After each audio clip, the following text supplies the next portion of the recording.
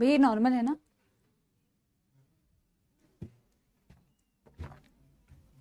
Normal का है भैया, थोड़ा सा गर्म ले आए।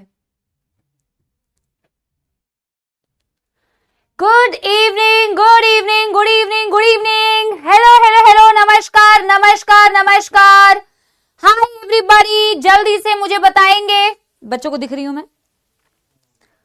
हाँ, good evening, good evening, good evening, good evening. नमस्कार मेरे प्यारे प्यारे जग से न्यारे सपोलों को। क्या नजर आ रही हैं आपकी प्यारी प्यारी जग से न्यारी समाप्ति मैम। गुड इवनिंग, नमस्कार बच्चों, नमस्कार नमस्कार नमस्कार। सबसे पहले बेटा आप सब मुझे एक बारी बता दो फटाफट से, क्या मैं ऑडिबल और विजिबल हूं? क्या मैं आपको सुनाई दे रही हूं? क्या मैं आपको दिखाई दे रही हूं? Yes, all good, all perfect. तो एक दिल बना देना, ठीक है? Good evening, good evening. आज का डेट है बेटा 9th ऑफ अप्रैल। आज का डेट है बेटा 9th ऑफ अप्रैल 2024 और आज है हमारे प्यारे प्यारे जग से न्यारे अर्जुनाज की सेकंड क्लास क्या है? आज दूसरा दिन है, जूलॉजी की दूसरी क्लास है। आप सभी लोग पढ़ाई करके आए हैं? आज तो ऐप में क्लास है, ठीक है? कल आप लोगों की यूट्यूब पे क्लास थी और मैंने आप सबके कमेंट्स पढ़े। आप लोगों के इतने सारे प्यारे प्यारे कमेंट्स के लिए एक नॉर्मल पानी भी भिजवा देना यार, ये थोड़ा सा गर्म है। आप लोगों के इतने सारे बेटा प्यारे प्यारे जग से न्यारे कमेंट्स के लिए धन्यवाद। आप लोगों के इतने प्यार के लिए धन्यवाद। और आप लोगों ने बहुत अच्छी तरीके से पढ़ाई की, उसके लिए भी धन्यवाद, ठीक है? मैंने आप लोगों की बहुत सारी स्टोरीज और बहुत कुछ देखा और आई एम श्योर आपने कल से ही पढ़ाई चालू कर दी होगी और आप लोग आज भी उसी जोश और उसी एनर्जी के साथ क्लास में पढ़ने के लिए रेडी हैं। आपके कमेंट्स जो ऐसे थे, जो मैं स्पेशली बताना चाहूंगी कि मैम हमें बहुत बेसिक से समझ में आया, मैम हमें लगा था, हमें डर लग रहा था कि पता नहीं कैसे होगा कैसे नहीं होगा, बट जैसे हमने क्लास में पढ़ाई की हमें बहुत अच्छा लगा। तो मुझे भी बहुत अच्छा लगा क्योंकि इट्स अ म्यूचुअल थिंग और हमने जैसे बेटा पढ़ाई की थी हम बिल्कुल उसी पेस को थोड़ा धीरे धीरे अब आगे बढ़ाते हुए चलेंगे। और आज करेंगे स्ट्रक्चरल ऑर्गेनाइजेशन इन एनिमल्स का लेक्चर नंबर 2। तो क्या जनता जनार्दन, मेरी सपोला आर्मी रेडी है? आप लोगों ने अगर एनसीईआरटी नहीं ली है, इसी वीक आप लोग एनसीईआरटी ले लो। मैंने आप लोगों के लिए पीडीएफ अपलोड करवा दी थी, आप ऐप में बेटा चेक कर लेना, आपको मिल जाएगा। बट क्या अभी आप सब मुझे बताएंगे हाउ इज द जोश? जल्दी से बताएंगे हाउ इज द जोश। हम स्टार्ट करने जा रहे हैं बेटा आज का टॉपिक एपिथेलियल टिश्यू के बारे में। आज हम पढ़ेंगे lecture number 1, epithelial tissue part 1 आज हम पढ़ेंगे मेरे प्यारे बच्चों। लेकिन मैंने आपसे कहा था कि जब भी बेटा हम कोई भी क्लास में आते हैं तो हम पिछली क्लास का बहुत क्विक रिवीजन करते हैं। क्विक रिवीजन जो हम करेंगे समाप्ति मैम के साथ, उसका एक बहुत प्रसिद्ध नाम है, वो नाम है समाप्ति एक्सप्रेस। हैशटैग समाप्ति एक्सप्रेस जो है क्विक रिवीजन है पिछली क्लास का। तो जितने भी बच्चे मेरी कक्षा में आज पहली बार आए हैं, क्योंकि बेटा बहुत सारे ऐसे सपोले होते हैं जो पहली बार आते हैं फिर कहते हैं मैम इतनी स्पीड में क्यों पढ़ा रही हैं। तो ये जो मैं अभी पढ़ाऊंगी वो रिवीजन कराऊंगी पिछली क्लास का, वो मैं रिवीजन करा रही होती हूँ, इसीलिए फास्ट बोल रही होती हूँ। तो ये डिस्क्लेमर है, इससे पहले आप मुझे जज करो क्योंकि जजमेंट पास कर देते हैं। तो ये क्विक रिवीजन है पिछली क्लास का, ये नया टॉपिक नहीं है और पिछले क्लास के टॉपिक को हमेशा क्विकली रिवाइज करना होता है। अगर आप लोग पढ़ के आए होंगे तो आप लोगों को बिल्कुल 2 मिनट में रिवाइज करवा दूंगी मैं। हर दिन का जाके हर दिन पढ़ रहे हो ना और क्लास में अटेंशन के साथ में सुनोगे, 90% 95% क्लास में लर्न हो जाएगा। हैशटैग समाप्ति एक्सप्रेस चलाते हैं और बेटा जी क्विक रिवीजन करते हैं बेटा जो हमने पिछली क्लास में पढ़ा था।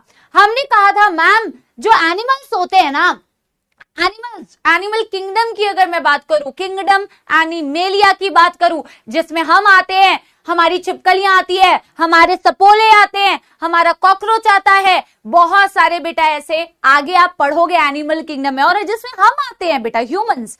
एनिमल किंगडम, अगर मैं एनिमल्स की बेसिकली बात करूं तो मैम वो सारे होते हैं मल्टी सेलुलर, वो मल्टीपल बहुत सारे सेल्स होते हैं मैम उसकी बॉडी के अंदर। उनका जो न्यूट्रिशन का टाइप होता है दे आर हेट्रोट्रॉप्स, मतलब मैम कल तो बरगद का एक पेड़ आया हुआ था, क्लास में कह रहा था मैं फोटोसिंथेसिस करता हूं, बट बेटा हम क्या होते हैं, हम ऑटोट्रॉप्स नहीं होते हैं, हम होते हैं heterotrophs. We are dependent on others for food.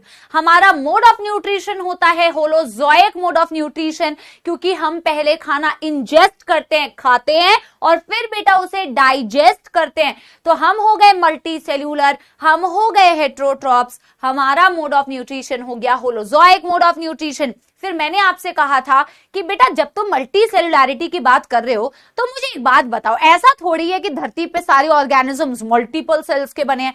तो तुमने कहा हाँ मैम, कहा नहीं जरूरी नहीं मैम, हमने 9th 10th में पढ़ा था मैम कुछ ऑर्गेनिजम्स यूनिसेल्युलर भी होते हैं, जैसे मैंने एक एग्जांपल दिया था मोनेरा का, जो तुम बॉटनी में पढ़ोगे बायोलॉजिकल क्लासिफिकेशन में, जो single cell.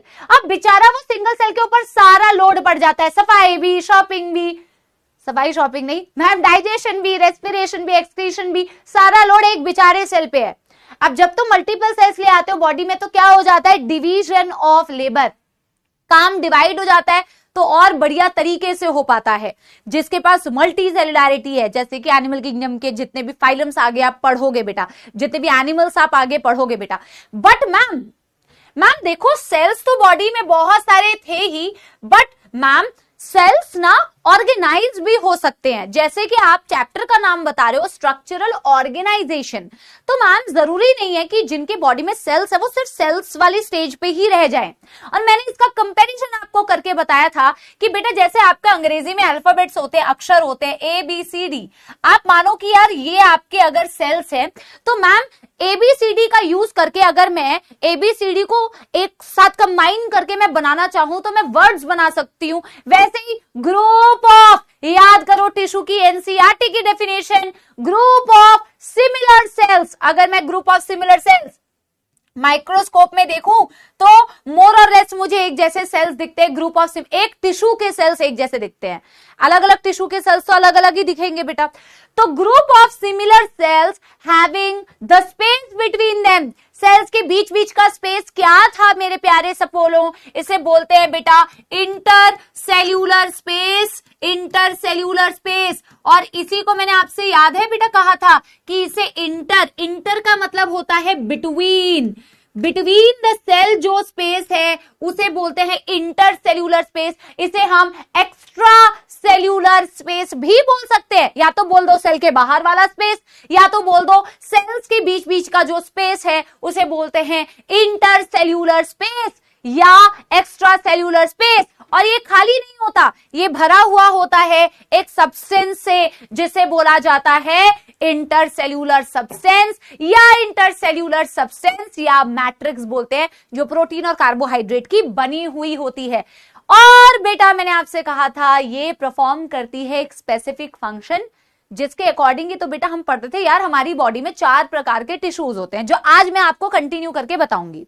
Group of similar cells having intercellular space filled with intercellular substance और matrix performing a specific function. फिर मैंने आपसे कहा था कि यार टिश्यू भी तो ऑर्गेनाइज हो जाते हैं, और टिश्यू जब ऑर्गेनाइज हो जाते हैं मैम, सेल्स से मिलके बने टिश्यूज ने मिलके बनाया ऑर्गन्स मैम। अब आप पढ़ोगे, कल भी मैंने एग्जांपल दिया था, तुम्हारा ऑर्गन है, स्टमक है, स्टमक में जो कल 4 टिश्यू लिखे थे उसमें एपिथेलियल टिश्यू भी होता है, उसमें नर्वस टिश्यू भी होता है, उसमें कनेक्टिव टिश्यू भी होता है, मस्कुलर टिश्यू भी होता है।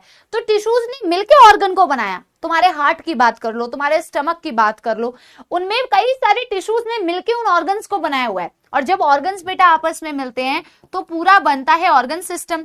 जैसे कि बेटा मैंने तुम्हें एग्जांपल दिया था कि तुमने अपना डाइजेस्टिव सिस्टम पढ़ा है मैम, डाइजेस्टिव सिस्टम अपने पास है, रेस्पिरेटरी सिस्टम भी अपने पास है, एक्सक्रीटरी सिस्टम भी अपने पास है, ब्लड वैस्कुलर सर्कुलेटरी सिस्टम भी अपने पास। तो ये ऑर्गन सिस्टम्स होते हैं जो कई सारे ऑर्गन्स मिलके काम करते हैं तो एक सिस्टम बनाते हैं। डाइजेस्टिव सिस्टम तुम्हारा सांस लेने का छोड़ने का काम नहीं करता है, ब्रीदिंग का काम नहीं करता है, वो काम होता है रेस्पिरेटरी सिस्टम का। रेस्पिरेटरी सिस्टम डाइजेशन एब्जॉर्प्शन नहीं करता है, वो काम होता है डाइजेस्टिव सिस्टम का। ऑर्गन्स ने मिलके एक सिस्टम को बनाया। तुम्हारा स्टमक मिल गया, लिवर मिल गया, पैंक्रियाज हो गया, है ना, तुम्हारी ईसोफेगस हो गई, फूड पाइप, तुम्हारा लार्ज इंटेस्टाइन, स्मॉल इंटेस्टाइन, इन सब ने मिलके तुम्हारे डाइजेस्टिव सिस्टम को बनाया। ऑर्गन्स ने मिलके ऑर्गन सिस्टम को बनाया, बढ़िया तरीके से काम करेगी मिल बांट के। तो ये चीज बेटा हमने कल की क्लास में पढ़ी थी। क्विक रिवीजन हो गया है, क्विक रिवीजन हो गया है मेरे प्यारे प्यारे जग से न्यारे सपोलो। तो बेटा जी एक दिल बना दो और फिर हम बेटा बढ़ते हुए चलते हैं आज की कक्षा की ओर। कल से कंटिन्यूएशन करेंगे, जो कल हमने 4 टिश्यूज के नाम देखे थे, आज हम सबसे पहले देखेंगे उनका बेसिक फंक्शन क्या है, फिर बेटा हम आगे बढ़ेंगे। यस एवरीबॉडी, हो गया क्विक रिवीजन? चलिए शाबाश। आज बेटा हम पढ़ने वाले हैं, अरे भाई आज हम पढ़ने वाले हैं बेटा वो जो 4 टिश्यूज तुमने लिखे हुए थे, बहुत शानदार बेटा। अब आप बिल्कुल फोकस होके कल की क्लास की तरह बेटा बिल्कुल सुनेंगे, एकदम दिमाग में सेट होना चाहिए हर एक चीज। मेरे साथ साथ जब मैं बोल रही हूं लिखने के लिए, तब आप लिख भी सकते हो। ऐसा नहीं है बेटा, ह्यूमंस के पास ना ये कैपेबिलिटी होती है कि हम लिख भी सकते हैं और समझ भी सकते हैं, है ना। ये दोनों चीजें हमारे काम कर सकती है, मोटर एक्टिविटी भी हो सकती है और सेंसरी एक्टिविटी, मतलब समझ भी पा रहे हो, एट दैट सेम टाइम लिख भी सकते हो। बट जब मैं बहुत ऐसे कंसेप्चुअल चीजें बताती हूँ तो मैं खुद ही बोल देती हूँ बेटा इस वक्त में सिर्फ सुन, ठीक है। तो लिखते भी जाना, मैं समय भी दूंगी तुम्हें लिखने के लिए। मैंने बेटा तुम्हें बताया था कि ma'am 4 basic type of tissues होते हैं जिनसे मिलके हमारे ऑर्गन्स बने होते हैं। आपने लिखा था नंबर 1 एपिथेलियल टिश्यू, आपने नंबर 2 लिखा था बेटा कनेक्टिव टिश्यू, आपने नंबर 3 लिखा था बेटा जी मस्कुलर टिश्यू, और आपने नंबर 4 लिखा था बेटा नर्वस टिश्यू, या फिर इसे बोलते हैं न्यूरल टिश्यू। यही लिखा था बेटा कल आपने, नर्वस टिश्यू या न्यूरल टिश्यू। अब मैं कह रही हूं जो तुमने अभी अभी टिश्यू की डेफिनेशन में पढ़ा था कि इनका एक स्पेसिफिक फंक्शन होता है। वैसे तो बेटा जब मैं आपको एपिथेलियल टिश्यू डिटेल में पढ़ाऊंगी, कनेक्टिव टिश्यू डिटेल में पढ़ाऊंगी, मस्कुलर टिश्यू डिटेल में पढ़ाऊंगी, नर्वस टिश्यू डिटेल में पढ़ाऊंगी, तो तुम इसके कई सारे फंक्शंस देखोगे, कई सारे। फिर तुम एपिथेलियम में भी बेटा डिवीजन करोगे, एपिथेलियम की भी फर्दर अलग अलग क्लासिफिकेशन करोगे, तो उसके अलग अलग फंक्शंस होंगे ना। फिर तुम मसल्स में भी अलग अलग टाइप के मसल्स पढ़ोगे, उसके भी अलग अलग टाइप के फंक्शंस होते हैं। कनेक्टिव टिश्यू में उसकी भी क्लासिफिकेशन करोगे, उसके भी अलग अलग फंक्शंस होते हैं। बट मैं एक स्टैंडर्ड फंक्शन बता रही हूं, मैं एक बेसिक फंक्शन बता रही हूं कि बेसिक फंक्शन ये होता है। आगे डिटेल्ड फंक्शन क्या होता है, एक पर्टिकुलर टाइप का एपिथेलियल टिश्यू क्या करता है, एक पर्टिकुलर टाइप का मसल टिश्यू क्या करता है, वो तो बाद की बात है।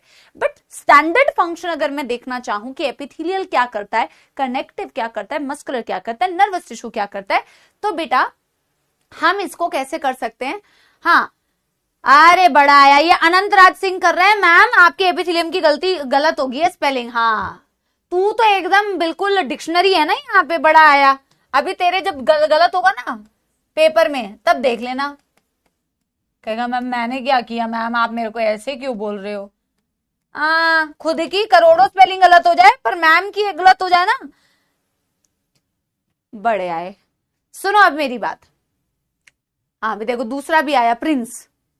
हाँ प्रिंस एकदम प्रिंस बन गए। सुनो मजाक कर रही हूँ। तो बेटा एक स्टैंडर्ड फंक्शन अगर देखना है तो तुम ऐसे कंपेयर कर सकते हो, जैसे मैंने बोला ना बेटा इन्हीं टिश्यू से मिलके तुम्हारी बॉडी के ऑर्गन्स बने होते हैं। ऐसे कंपेयर कर सकते हो बिल्डिंग से। जैसे बेटा तुम क्लासरूम में बैठे हो, इमेजिन करो तुम क्लासरूम में बैठे हो। अब क्लासरूम में तुम्हारी बेटा जो रूम्स बने हुए हैं, रूम पे छत है, रूम की बेटा वॉल्स है ना। अब सोच के देखो 11th A का बच्चा मेरी क्लासरूम में बैठा है और 11th B का बच्चा बेटा साइड में बैठा है, ठीक है। अरे सुनो, इधर सुनो, अभी मेरी बात सुनो। 11th A का बच्चा मेरी क्लास में बैठा है और 11th B का बच्चा मेरे बगल वाली क्लास में बैठा है, उसमें कोई और टीचर पढ़ा रहे हैं। अब इमेजिन करो अगर ऐसे 2 बगल बगल में क्लासरूम्स हो और क्लासरूम्स के बीच में ये वॉल्स ना हो या हमारी क्लासरूम में ऐसे छत ना हो, तो बेटा क्या होगा, क्या होगा बेटा, क्या क्या समस्याएं आ सकती है। मैम देखो धूप, अगर कड़ी धूप आ रही होगी ना मई वाले महीने में, जून वाले महीने में कड़ी धूप हमारे सर पे पड़ेगी। मैम बारिश हो रही होगी तो बारिश हमारे सर पे मिलेगी, हमें तो मजा आ जाएगा, तुम्हें तो मजा ही आ जाएगा, छुट्टी हो जाएगी, बारिश में नहा रहे हैं। मतलब बेसिकली इस छत ने तुम्हें एक तरीके से प्रोटेक्शन दे रखी है। अब क्लास 11th A में जो मैम पढ़ा रही हैं इतनी तेज तेज, क्लास 11th B के बच्चे क्लास में फिजिक्स चल रहा है, उनको अपनी बेटा अलग मौत आ रही है। यहाँ बेटा क्या बोलते हैं, केओस मच जाएगा यार, दीवार ही नहीं है, तो जो यहाँ पे शोर हो रहा है वो वहां पहुंचेगा, जो वहां शोर हो रहा है वो यहाँ पहुंचेगा। बेसिकली बेटा आपकी जो प्रोटेक्शन आपको मिली हुई थी ना, कवरिंग, एक तो कवर किया हुआ था, आपको दीवारों ने आपको कवर किया हुआ था और प्रोटेक्ट किया हुआ था। आपकी एपिथेलियम का भी काम आप देखोगे, कवर करती है बॉडी पार्ट्स को, कवर करने का काम करती है, प्रोटेक्ट करने का काम करती है, लाइनिंग का काम करती है। वैसे डिटेल्ड फंक्शन में तो आगे देखोगे सिक्रीशंस भी करती है, एब्जॉर्प्शन भी करती है, ये सब चीजें आप देखोगे जब मैं आगे आपको डिटेल में बताऊंगी। फिलहाल मैं बेसिक कह सकती हूँ कि यार तुम्हारी एपिथेलियम का, यहाँ पे मैं लिख सकती हूँ तुम्हारी एपी बोल रही हूँ बेटा, आपकी एपिथेलियम का बेसिक फंक्शन अगर मैं बोलूं, डिटेल में तो बेटा और भी बहुत सारे फंक्शंस करेगी, बट अगर मैं बेसिक फंक्शन बोलूं तो मैम ये बेसिक फंक्शन में क्या कर सकती है, जैसे कवरिंग कर रही है, जैसे बिल्कुल हमारी छतें, हमारी दीवारें, कवरिंग, लाइनिंग, प्रोटेक्शन। अब प्रॉब्लम ये आती है लाइनिंग,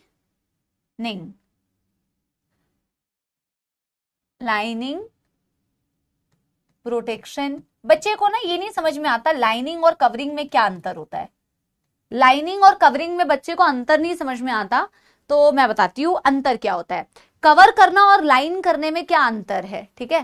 प्रोटेक्शन तो समझ में आ रहा है ना भाई, प्रोटेक्ट कर रही है। जब मेरे, अब तुम्हारी जो स्किन है, स्किन में जो सबसे ऊपर की लेयर होती है वो एपिथेलियम होती है, और तुम्हें बेटा हम स्किन की इतनी बेटा ख्याल रखते हैं, फेस वॉश कर रहे हैं, कुछ लगा रहे हैं, ठीक है, बहुत अच्छी बात है, अपनी त्वचा को निखार रहे हैं, है ना। लेकिन आप जब 12वीं कक्षा में पहुंचोगे, अगर पढ़ लिख लिए अच्छी तरीके से, मेहनत कर ली और गलती से पास हो गए, ठीक है, तो जब 12th में पहुंचोगे तो एक चैप्टर पढ़ोगे ह्यूमन हेल्थ एंड डिजीज। उसमें एक चैप्टर में एक टॉपिक है इम्यूनिटी। तब आपको समझ में आएगा स्किन की जो इंपॉर्टेंस है सिर्फ इसलिए नहीं है कि अपन सुंदर सुंदर लगे स्किन को चमका के, नहीं, आपकी स्किन आपको इम्यूनिटी प्रोवाइड करती है, क्योंकि आपको कवर कर रही होती है। आपको पता भी नहीं है कि कितने सारे आपके आसपास कीटाणु हैं, बीमारी फैलाने वाले एजेंट्स है, जिनको बॉडी के अंदर घुसने से रोक रही है, प्रोटेक्ट कर रही है। तो स्किन की सबसे ऊपर वाली लेयर होती है आपकी एपिथेलियम होती है, कवर कर रही होती है, ठीक है। कवरिंग और लाइनिंग में प्रोटेक्ट कर रही होती है। कवरिंग और लाइनिंग में क्या अंतर है मैम? कवरिंग और लाइनिंग में बेटा ऐसे अंतर होता है, आप ऐसे समझना, मैं इसके मदद से समझाती हूँ। वैसे तो मैं आगे एक और डायग्राम बनाऊंगी, उसमें भी समझाऊंगी। ये ग्लास देख रहे हो बेटा, अगर मैं कहूं कि मैंने एपिथेलियम को बाहर से ऐसे ऐसे कर दिया है, ठीक है, एपिथेलियम को मैंने बाहर से ऐसे ऐसे रैप कर दिया, यहाँ पे एपिथेलियम चिपका दिया है, तो मैंने इस ग्लास को कवर कर दिया। This is the meaning of covering. Covering हमेशा बाहर से होती है। क्या ये बात सबको समझ लगी? जैसे जैसे समझ लगेगी ना बेटा, मुझे थम्स अप देना, क्योंकि कुछ स्पैमर्स होते हैं जो पढ़ने नहीं आते हैं, वो स्पैम करते हैं, फिर तो मुझे जो पढ़ने वाले बच्चे हैं ना वो मुझे बताएंगे, ठीक है। ये होता है कवरिंग। जब मैंने इस ग्लास को बाहर से, मैंने कहा कि मैंने इसके ऊपर एपिथेलियम कोट कर दिया, तो ये मैंने इसको कवर किया। तो लाइनिंग क्या होती है मैम? लाइनिंग का मतलब होता है, जैसे ये ग्लास अंदर से तुम्हें दिख रहा है, अगर मैं कहूं मैंने एपिथेलियम को अंदर से ऐसे करके कर दिया, मैंने एपिथेलियम को बेटा अंदर से ऐसे कवर कर दिया, मैंने एपिथेलियम को अंदर से ऐसे, कवर नहीं वर्ड यूज करना, मैंने एपिथेलियम की कोटिंग बिल्कुल इस तरीके से कर दी अंदर से, तो ये होती है इस ग्लास की लाइनिंग। लाइनिंग हमेशा अंदर से होती है और कवरिंग हमेशा बाहर से होती है। क्या ये डिफरेंस समझ में आया बेटा? आप चाहो तो बेटा एक छोटा सा अपनी अंडरस्टैंडिंग के लिए, वैसे तो मैं आगे बनवाऊंगी भी, अपनी अंडरस्टैंडिंग के लिए आप ऐसे कर सकते हो कि जैसे फॉर एग्जाम्पल छोटा सा बनाओ, जैसे हमारी फूड पाइप होती है ना बेटा, जैसे हमारी फूड पाइप है, for example this is food pipe, oesophagus बोलते हैं। बहुत छोटी छोटी सी बातें हैं लेकिन बहुत प्यारी बातें हैं, है ना, बहुत कंसेप्चुअल बातें हैं, बहुत कंसेप्चुअल बातें हैं। ये छोटी छोटी बातों को अगर हम नहीं समझेंगे तो हम रटते रह जाएंगे, कवरिंग, लाइनिंग, और समझ लेंगे तो मजा आ जाएगा कि अच्छा ये होता है मैम। किसी को तुम समझाओगे ना अपनी स्कूल में जाके जो हमसे नहीं पढ़ रहा है, तो उसको भी ऐसा लगेगा अरे भाई तेरे को तो इतना पता है ना। ज्यादा शो ऑफ मत करना बेटा, पता चले शो ऑफ ही करते रह जाओ। ये देखो, तो मैंने अगर ईसोफेगस को अंदर की तरफ से मैंने किसी चीज की कोटिंग की अंदर की तरफ से, तो ये अंदर की तरफ से ये कहलाती है लाइनिंग। ये अंदर की तरफ से बेटा क्या कहला रही है? लाइनिंग। बनाओ बेटा, इसको बना लो ताकि तुम्हें फ्यूचर में याद रहे। और जब मैं कह रही हूं कि इसके ऊपर की तरफ से कोई चीज, तो ये हो गई इसकी कवरिंग। क्या समझ आ गई बात? अब तो बेटा इससे ज्यादा तो बेटा और बेटर वे हो ही नहीं सकता कि आपको पता चले, है ना। This is covering. कवरिंग हमेशा बाहर से होती है,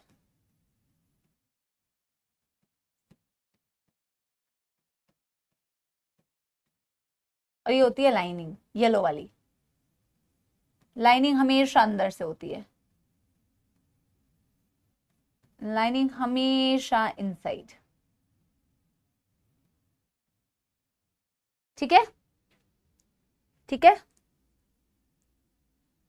तो बेसिक फंक्शन इसका ये हो गया। अब मैंने जैसे बेटा आपको बिल्डिंग से रिलेट करवाया, तो मैं बिल्डिंग से रिलेट करवाती हूं कि बिल्डिंग में जो मेरी दीवारें थी मेरे रूम्स की, या मेरी जो छत थी, ये मेरे लिए एपिथीलियम का काम कर रही थी, क्योंकि ये मुझे प्रोटेक्ट कर रही थी, ये मुझे कवर कर रही थी, ये मुझे लाइनिंग दे रही थी।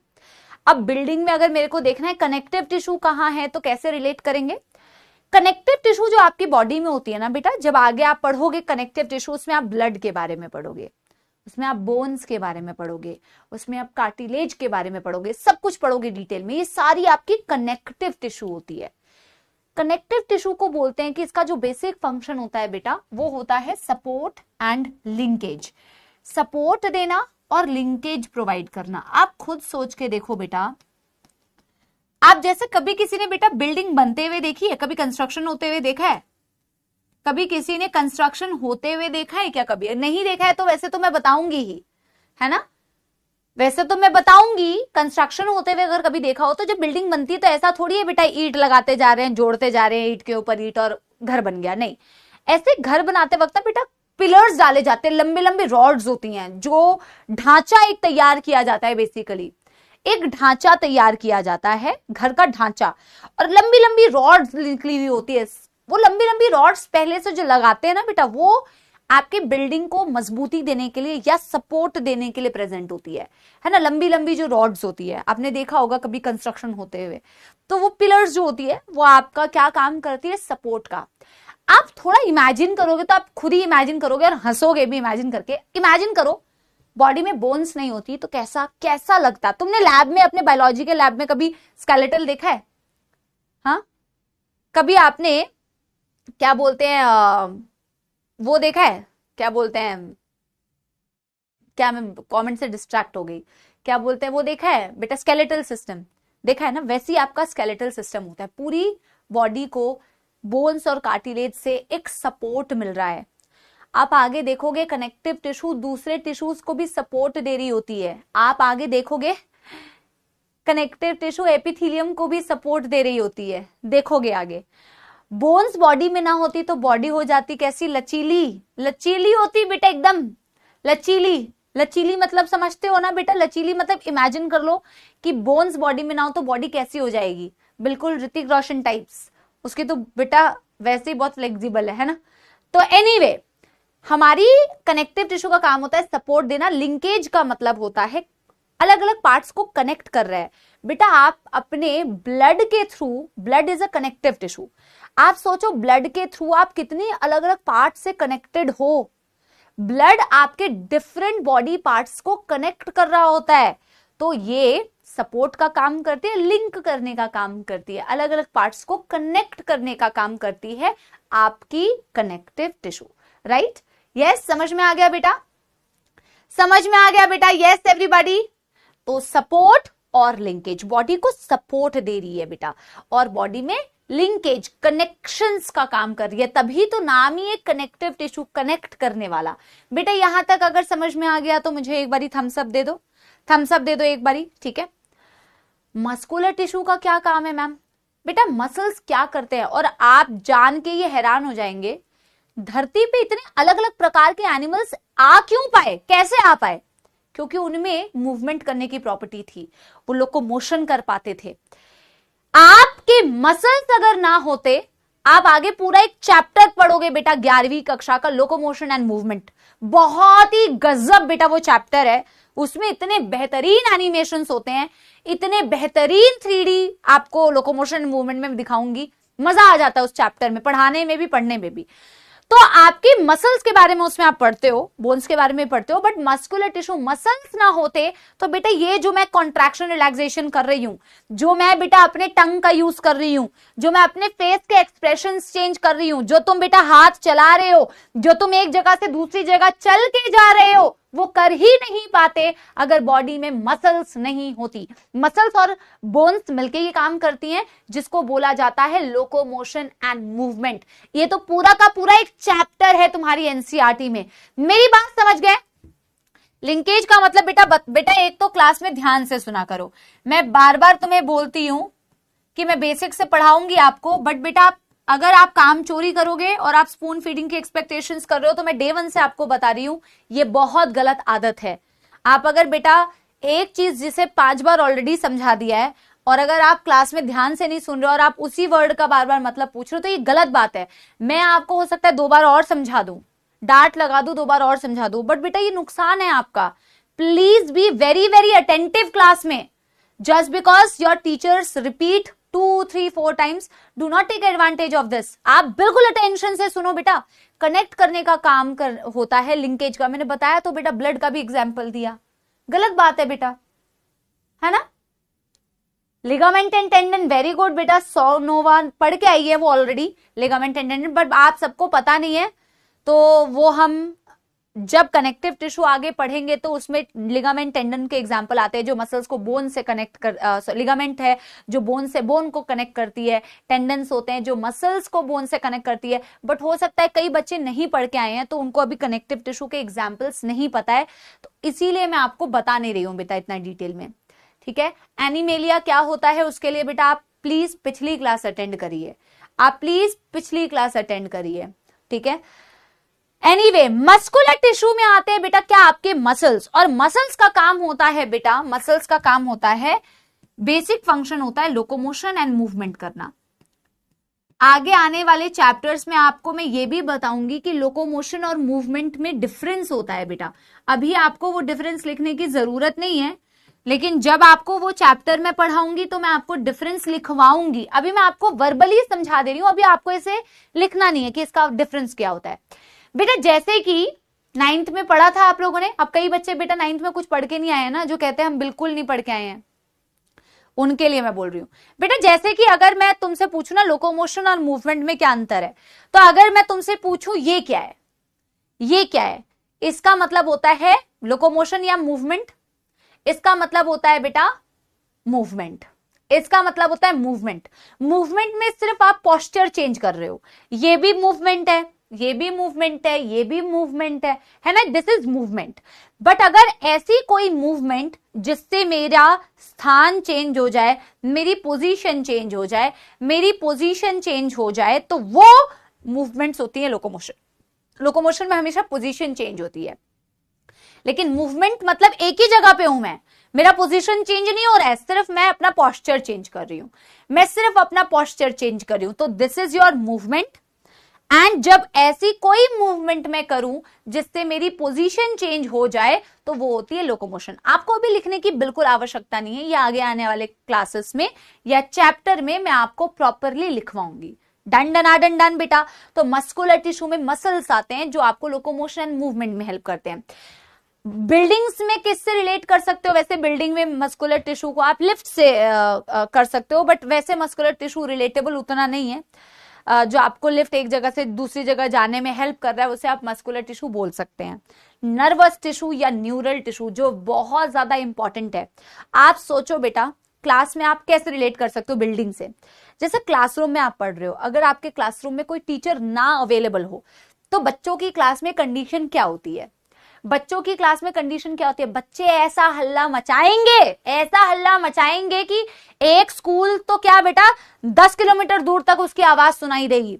और बच्चे इतने चंट होते हैं, जैसे ही टीचर अंदर घुसती है तो ऐसे प्रिटेंड कर रहे हैं कि मैं तो पढ़ रहा था, आवाज तो कहीं और से आ रही थी मैम, शायद आप ही कर रही होंगी आवाज आते आते। तो इतने मासूम बन जाते हैं। अगर टीचर को तुम देखो तो टीचर एक न्यूरल या नर्वस टिश्यू की तरह एक्ट कर रहा है, क्योंकि टीचर के आते ही कई तो बेटा इतने बच्चे शैतान होते हैं कि वो टीचर के सामने भी बेटा केओस मचाते हैं, फिर उनकी पिटाई ना लगे, उनको 2 थप्पड़ ना पड़े तब तक। आजकल तो थप्पड़ भी नहीं बजा सकते, है ना, बड़े इंसेंसिटिव हो जाते हैं। मतलब बड़े सेंसिटिव मामला हो जाता है। बट पहले के टाइम बेटा थप्पड़ भी बजता था, डंडे भी बजते थे, है ना, पिटाई भी होती थी, क्या क्या होता था, अब क्या बताऊं। तो टीचर एक नर्वस टिश्यू की तरह काम कर रहा है, न्यूरल टिश्यू की तरह काम कर रहा है, क्योंकि वो कंट्रोल और कोऑर्डिनेशन कर रहा है। आप सबके बीच में सारी चीजों को कोऑर्डिनेट कर पा रहा है, कंट्रोल कर पा रहा है। कोऑर्डिनेट का मतलब होता है तालमेल बिठाना, जैसे आपके और मेरे बीच में तालमेल बैठाना, दैट इज कोऑर्डिनेशन। तो कंट्रोल एंड कोऑर्डिनेशन का काम होता है आपके न्यूरल टिश्यू का, आपके नर्वस सिस्टम का। ठीक है, आपके जितने भी न्यूरल टिश्यूज होते हैं, आप आगे न्यूरॉन्स पढ़ोगे बेटा, न्यूरॉन्स के बारे में, तो आपका नर्वस टिश्यू नहीं होता, न्यूरल टिश्यू नहीं होता, तो आपकी बॉडी में एक्टिविटीज जो इतनी बढ़िया कोऑर्डिनेटेड वे में हो रही है वो हो ही नहीं पाती बेटा।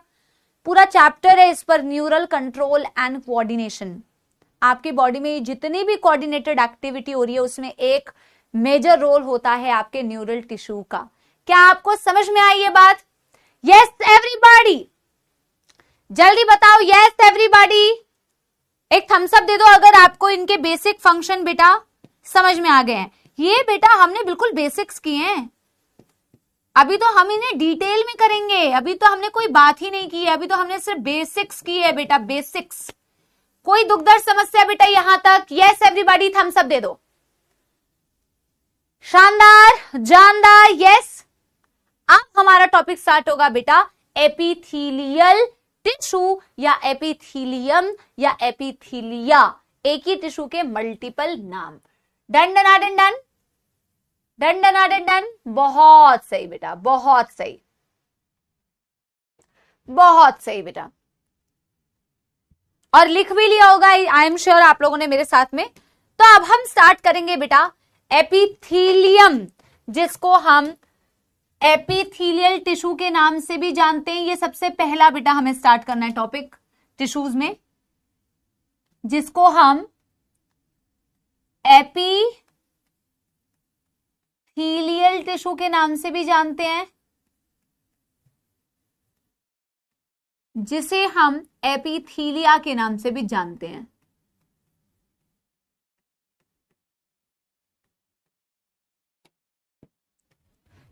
नाम मल्टीपल है बट व्यक्ति एक ही है, व्यक्ति एक ही है, राइट? यस। अब बेटा व्हाट इज द मीनिंग? सबसे पहले मैंने आपको कहा था ना जूलॉजी में शब्दों का मतलब निकालने की जरूरत है। शब्दों का मतलब अक्षिता कह रही है मैम ये एनसीईआरटी में नहीं है। अक्षिता बेटा अगर इसी तरीके से आप अपने जजमेंट्स पास करते रहोगे तो फिर बेटा आप खुद ही एनसीईआरटी पढ़ के नीट निकाल सकते हो, तो बेटा आप निकाल सकते हो, है ना। आप बोल रहे हो मुझे कि मैम एनसीईआरटी में नहीं है, बेटा आपको पता ही नहीं है एनसीईआरटी में क्या है और एनसीईआरटी को किस हद तक पढ़ना चाहिए।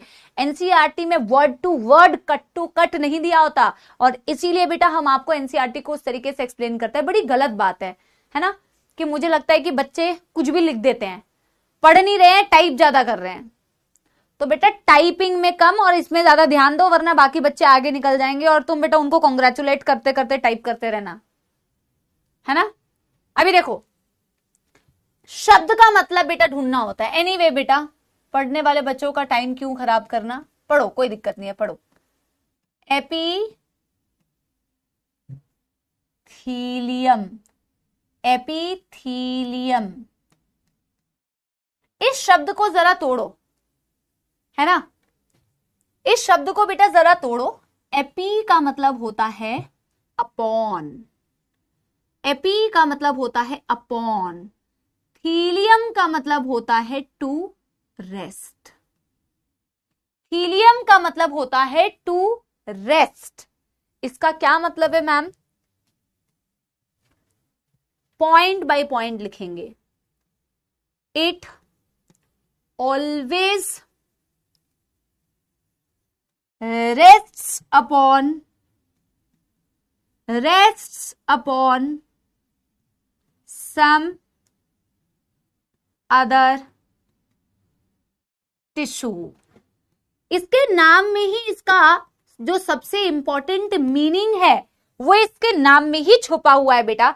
ये एक ऐसा टिश्यू होता है जो किसी और टिश्यू के सहारे रहता है, जो हमेशा किसी और टिश्यू के ऊपर रेस्ट कर रहा होता है, इसीलिए तो इसका नाम होता है एपिथेलियल टिश्यू, इसीलिए तो इसका नाम होता है एपिथेलियल टिश्यू। अब आप इसको मैं डायग्राम से समझाती हूं कैसे।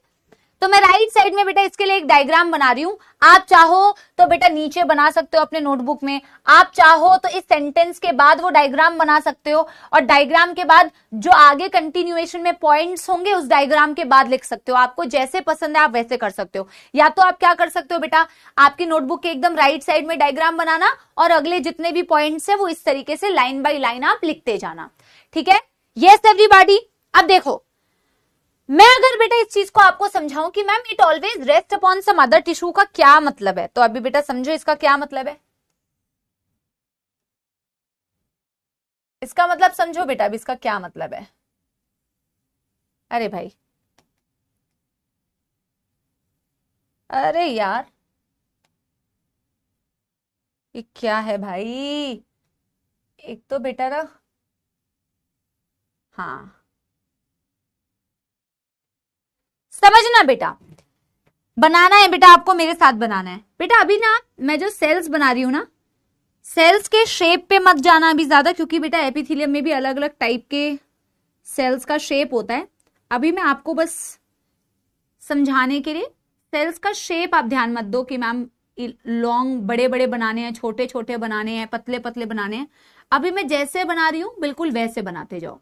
आप समझो कि ये सेल्स है, आप समझो कि ये सेल्स है बेटा, आप समझो कि ऐसे सेल्स है बेटा। ठीक है, ये आपके एपिथेलियल सेल्स हैं, ये आपके एपिथेलियल सेल्स मैंने बनाए हुए हैं बेटा। अब आप समझोगे कि मैम आपने तो इसके वर्ड में कहा कि ये हमेशा रेस्ट कर रहा होता है किसी और टिश्यू पे, तो जो आपने इसके नीचे जो एक मैम लेयर बनाई हुई है ये वाली, क्या ये दूसरा कोई टिश्यू है जिसके ऊपर ये रेस्ट कर रहा है? जैसे मैं अगर तुम्हें बोलूं फिलहाल मैम का पैर कहां पे रेस्ट कर रहा है, आंसर दो बेटा एक बारी, आप आंसर दो बेटा एक बारी मेरे को।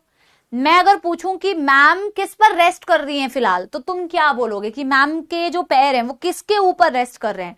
क्या तुम बोलोगे कि ग्राउंड पे रेस्ट कर रहे हैं, हाँ या ना? एक तो बेटा सेल्स ना साइड वाले थोड़े ज्यादा बड़े बन गए, रुको इक्वल साइज के बनाते हैं, हाँ या ना? पहले मुझे बताओ, क्या मैम के पैर ग्राउंड पर रेस्ट कर रहे हैं, हाँ या ना? क्या मैम के पैर ग्राउंड पे रेस्ट कर रहे हैं, हाँ या ना? हाँ या ना? अगर मैं बोलूं कि बेटा तू सोफे पे बैठ जा, तो फिर जब तुम सोफे पे बैठ जाओगे तो तुम सोफे के ऊपर रेस्ट कर रहे होगे क्योंकि तुम्हारे नीचे सोफा है, हाँ या ना? फ्लोर पे, हाँ या ना? Very good very good. जब आप एपिथेलियल सेल्स को देखते हो बेटा, तो वो डायरेक्टली किसी और टिश्यू के ऊपर रेस्ट नहीं करती है, डायरेक्टली किसी और टिश्यू के ऊपर रेस्ट नहीं करती है। अगर तुम इन सेल्स को देखो जिनको मैं कह रही हूं कि ये एपिथेलियम है तुम्हारी, जिनको मैं कह रही हूं बेटा जी ये तुम्हारी एपिथेलियम है, और ये तुम्हारे एपिथेलियम या एपिथेलियल टिश्यू या एपिथेलिया के सेल्स मैंने बनाए हुए हैं, ये डायरेक्टली तो किसी और टिश्यू के ऊपर रेस्ट नहीं करती है। डायरेक्टली ये जिसके ऊपर रेस्ट करती है, जो मैंने व्हाइट कलर से बनाया हुआ है बेटा, इसमें मैं डॉट्स लगा देती हूं ऐसे, ये वाला जो मैं ग्रीन कलर से डॉटेड पार्ट बना रही हूं बेटा, इस लेयर को बोला जाता है बेसमेंट मेम्ब्रेन। इसे क्या बोला जाता है बेटा? Basement membrane. ये किसके ऊपर रेस्ट कर रही होती है बेटा? ये बेसमेंट मेम्ब्रेन के ऊपर रेस्ट कर रही होती है। बेसमेंट का मतलब ही होता है बेस पर, बेसमेंट का मतलब ही होता है बेस पर। क्या मेरी बात समझ रहे हो? बहुत शानदार बेटा, बहुत सारे बच्चे आंसर भी दे रहे हैं। मैम ये रेस्ट कर रही होती है जिस लेयर के ऊपर, ये लेयर होती है बेसमेंट मेम्ब्रेन।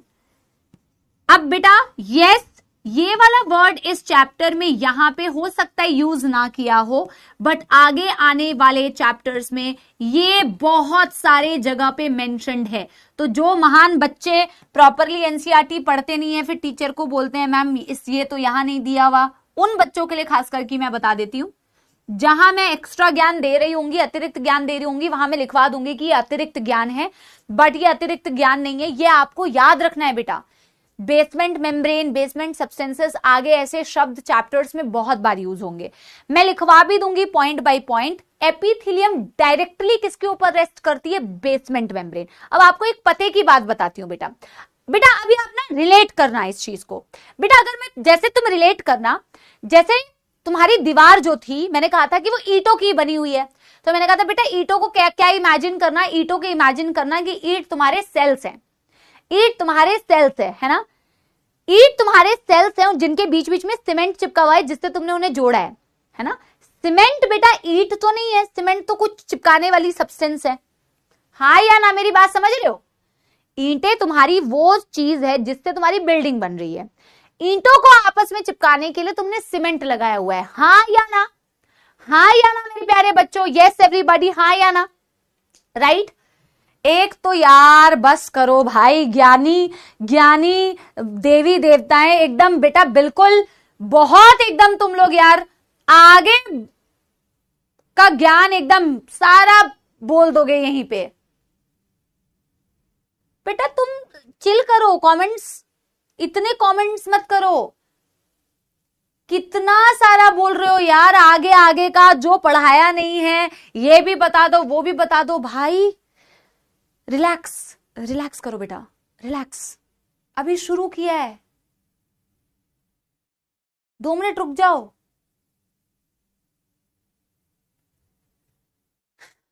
ऐसे कैसे पढ़ोगे बेटा, थोड़ा रुको, सब्र करो। ये जो ग्रीन डॉटेड वाली पूरी लेयर बनाई हुई है ये बेसमेंट है, ये जो ग्रीन पूरी डॉटेड वाली लेयर बनाई हुई है ये बेसमेंट मेम्ब्रेन है।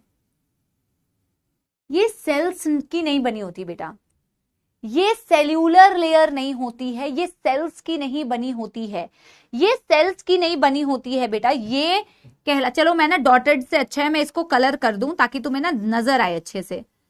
ये सेल्स की नहीं बनी होती है, ये इसकी बहुत इंपॉर्टेंट बेटा एक बात है, इसे बोला जाता है नॉन सेल्यूलर लेयर। ये सेल्स की नहीं बनी है। तो आप पूछोगे मैम अगर ये सेल्स की नहीं बनी है तो ये बनी किसकी है? बेटा जैसे आपका मैट्रिक्स बना हुआ होता है ना प्रोटीन और कार्बोहाइड्रेट्स का, प्रोटीन और कार्बोहाइड्रेट्स का, वैसे ही बेटा ये बेसमेंट भी बना होता है प्रोटीन और कार्बोहाइड्रेट्स का। इसे बोला जाता है बेसमेंट मेम्ब्रेन, इसे बोला जाता है बेसमेंट मेम्ब्रेन। तो मैं क्या कह रही हूं बेसमेंट मेम्ब्रेन के बारे में मैम एक बात कि मैम बेसमेंट मेम्ब्रेन जो होती है ये नॉन सेल्यूलर है। बेटा स्टार मार्क करना इस पॉइंट को, ये नॉन सेल्यूलर है, ये नॉन सेल्यूलर लेयर है, यानी कि ये सेल्स की बिल्कुल भी बनी हुई नहीं है, ये सेल्स की बिल्कुल भी नहीं बनी हुई है, ठीक है, बिल्कुल सेल्स की नहीं बनी हुई है, बल्कि it is made up of proteins and carbohydrates. उन प्रोटीन और कार्बोहाइड्रेट्स का नाम मैं इसलिए नहीं बता रही हूं क्योंकि वो डायरेक्टली एनसीईआरटी में नहीं दिया हुआ। Made up of protein and carbohydrates, cells की नहीं बनी हुई है, ये बात आपको याद रखनी है, सेल्स की नहीं बनी हुई है, ये सबसे इंपॉर्टेंट बात है। जैसे अगर मैं तुमसे पूछूं यस या नो में, आप मुझे कमेंट्स में आंसर दो, क्या एपिथेलियम सेल्स की बनी हुई है? पहले आप मुझे आंसर दो, क्या एपिथेलियम सेल्स की बनी हुई है, हाँ या ना? एपिथेलियम सेल्स की बनी हुई है, आंसर दो हाँ या ना, आंसर दो बेटा हाँ या ना। अब एपिथेलियम मैम डायरेक्टली जैसे मैं फ्लोर पे रेस्ट कर रही हूं ना, वैसे ही एपिथेलियम डायरेक्टली बेसमेंट पे रेस्ट कर रही है, बट अभी कनेक्टिव टिश्यू के, है ना? यस, वेरी गुड बेटा, शानदार। अब जैसे मैंने कहा था ना बेटा कनेक्टिव टिश्यू का काम होता है सपोर्ट देना, जैसे मेरा काम है तुम्हें सपोर्ट देना, मैं तुम्हें पढ़ा के सपोर्ट दे सकती हूँ, मैं तुम्हें क्वेश्चन प्रैक्टिस करा के सपोर्ट दे सकती हूँ, पढ़ना तो तुम्हें है, एग्जाम तो बेटा तुम्हें निकालना है, मेहनत तुम्हें करनी है, रिवीजन तुम्हें करना है, मैं तुम्हें सपोर्ट दे रही हूँ।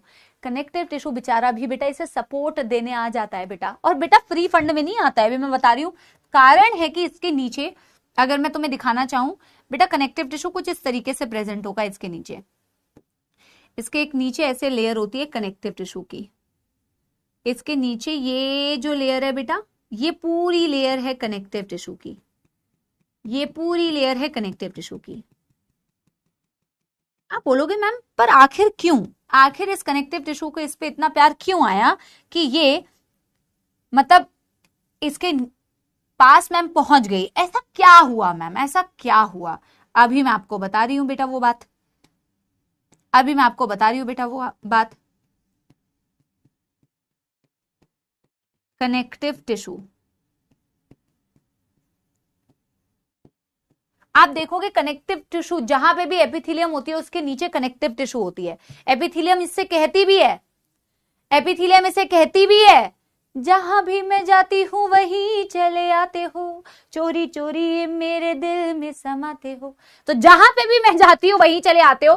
कनेक्टिव टिश्यू आखिर क्यों एपिथीलियम के पीछे पड़ी हुई है बेटा?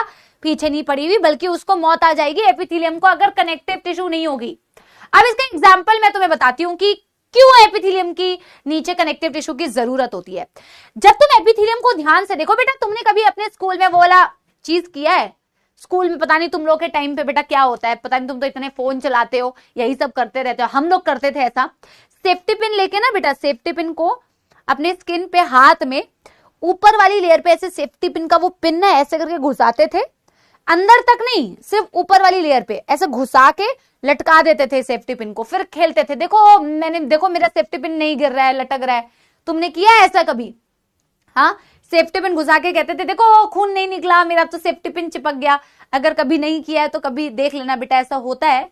जो ऊपर वाली लेयर होती है ना तुम्हारी स्किन की, मैं बोल रही हूं एकदम ऊपर वाली लेयर, वो एपिथीलियम होती है, वो एपिथीलियम होती है। और जब तुम उस सेफ्टी पिन को बेटा ऊपर ऐसे करके घुसाते हो ना बेटा, किया है?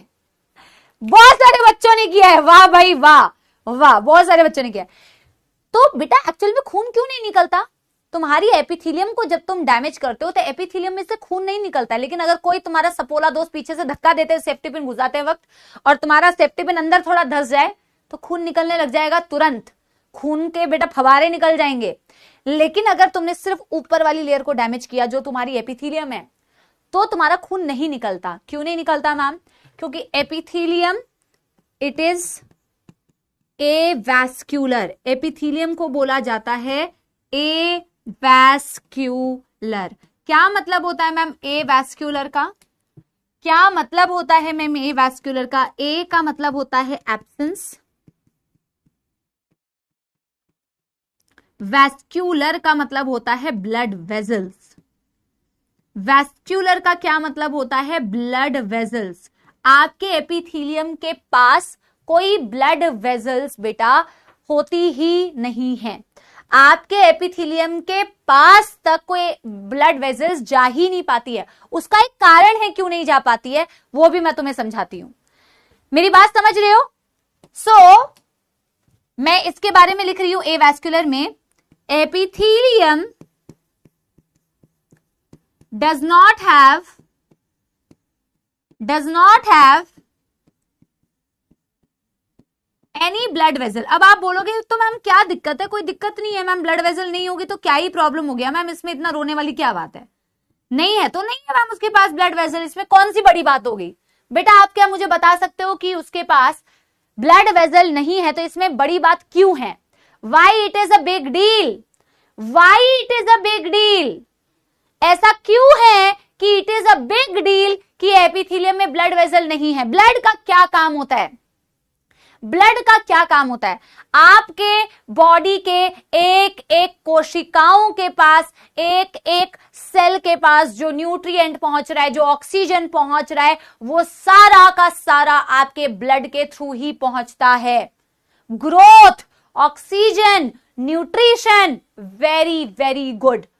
आपके सेल्स बेटा मर जाएंगे अगर आपने उनको न्यूट्रिशन नहीं दिया, अगर आपने उनको ऑक्सीजन नहीं दिया। और वो सारा पहुंचाने का काम कौन करता है? आपका रक्त। आपका रक्त, आपका ब्लड कहां प्रेजेंट होता है? आपके ब्लड वेजल्स के अंदर, जो इन बिचारी जग से न्यारी एपिथीलियम के पास होती ही नहीं है। तो मैम ये तो फिर तो मर जानी चाहिए, फिर तो ये मर जानी चाहिए ना मैम, इनके पास कोई ब्लड वेजल्स ही नहीं है। बट ऐसा नहीं होता है बेटा, बल्कि आप एपिथीलियम की एक ऐसी जबरदस्त प्रॉपर्टी देखोगे जो बिना बेटा न्यूट्रिशन के हो ही नहीं सकती थी। तो मैम इसके पास ब्लड वेसल नहीं है, फिर भी मैम इसको कोई दुख दर्द समस्या क्यों नहीं है? क्योंकि इसकी जो बेस्ट फ्रेंड है बेटा वो हमेशा इसको सपोर्ट करने के लिए प्रेजेंट होती है। जब आगे आप कनेक्टिव टिश्यू के बारे में पढ़ोगे तो आप देखोगे कनेक्टिव टिश्यू के पास जबरदस्त ब्लड सप्लाई होती है, जबरदस्त ब्लड सप्लाई होती है।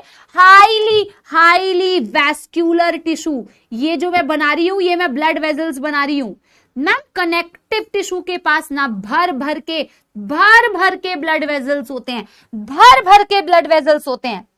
तो मैम इससे एपिथीलियम को क्या फायदा हुआ? अगर ब्लड वेजल्स कनेक्टिव टिश्यू के पास है तो इससे एपिथेलियम को क्या फायदा हुआ? एपिथेलियम को ऐसे फायदा होता है बेटा, आपकी जो ब्लड वेजल्स के अंदर बेटा ब्लड वेजल्स होती है, आर्टरीज होती है, वेन्स होती है, कैपिलरीज होती हैं, वो इन ब्लड वेजल्स के अंदर, जैसे ब्लड वेजल्स को आप इमेजिन कर सकते हो ऐसी पाइप्स होती हैं। आपका ब्लड बेटा पाइप्स के अंदर ही रहता है, बॉडी पाइप के बाहर नहीं। आपके ऑर्गन्स नहा रहे होते हैं ब्लड में, ऐसा तो नहीं सोचते हो। आपका जो खून होता है, रक्त होता है, वो हमेशा इन्हीं क्लोज्ड, आपका क्लोज सर्कुलेटरी सिस्टम है। क्लोज का मतलब होता है क्लोज्ड नेटवर्क है आपकी बॉडी में ब्लड वेजल्स का, जिसके अंदर खून बह रहा होता है। बेसिक सही है ना, समझ रहे हो मेरी बात? तो बेटा उसी ब्लड वेसल के अंदर जो खून है ना, उसी में ऑक्सीजन एंड न्यूट्रिएंट है, और वो ऑक्सीजन न्यूट्रिएंट वहां से डिफ्यूज करते हैं। मेरी बात समझ रहे हो? यहां जो ब्लड वेजल्स हैं बेटा, जिसके अंदर ब्लड भरा हुआ है, उसी ब्लड का जो ऑक्सीजन है, न्यूट्रिएंट है बेटा, वो एपिथेलियम के पास डिफ्यूज हो जाता है नीचे से ऊपर की दिशा में। कनेक्टिव टिश्यू के जो ब्लड वेजल्स हैं, उसके ब्लड के अंदर जितना भी ऑक्सीजन या न्यूट्रिएंट है बेटा, वो नीचे से ऊपर की डायरेक्शन में बेसमेंट से होता हुआ डिफ्यूज करके एपिथेलियम के पास आ जाता है। तो एपिथेलियम के पास बेटा क्योंकि ब्लड वेजल्स नहीं है तो भी उसे समस्या नहीं होती, क्योंकि नीचे जो कनेक्टिव टिश्यू के ब्लड वेजल्स हैं, उसके ब्लड के पास जो ऑक्सीजन है और जो न्यूट्रिएंट है, वो बेटा ऑटोमेटिकली कनेक्टिव टिश्यू को भी बेटा मिल जाते हैं न्यूट्रिएंट्स, और बेटा वो ऊपर की डायरेक्शन में एपिथेलियम के पास भी पहुंच जाते हैं बेसमेंट के रास्ते। तो बेसमेंट ने बेटा हेल्प किया, बेसमेंट ने हेल्प किया। जैसे बेटा शादी होती है तो दो परिवारों को मिलाने वाला एक व्यक्ति होता है ना, कौन होता है? बिचौला बोलते हो, बिचौला बोलते हो, हाँ। तो वैसे ही बेटा यहाँ पे बेसमेंट उसकी तरह काम कर रहा है। बेसमेंट कनेक्टिव टिश्यू के जो ब्लड वेजल्स हैं, उस ब्लड वेजल्स के ब्लड में जो ऑक्सीजन न्यूट्रिएंट है, उसको वहां से एपिथेलियम के पास लेके जाने का काम कर रहा है। समझ में आ रही है बेटा बात? Yes yes everybody, yes everybody. एक थम्स अप दे दो बेटा, एक थम्स अप दे दो बेटा। यस, तो मैं पहले ये कुछ बातें लिख देती हूं, फिर आगे बढ़ूंगी बेटा। अभी तो बेटा शुरू किया है, अभी तो बहुत सारी चीजें हैं, ठीक है। पहले आप लिखो बेटा, इससे रिलेटेड पॉइंट्स लिखो। आगे मेरे को एक और डायग्राम बनाना है बेटा, आपको एक दो चीजें और समझानी है, अभी रुको। Connective tissue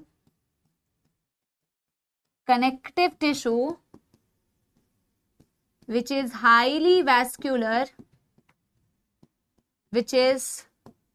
highly vascular,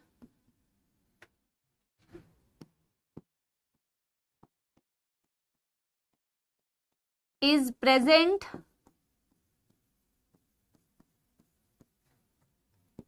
below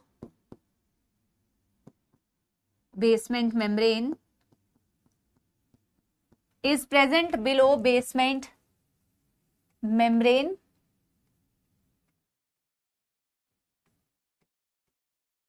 nutrients and oxygen from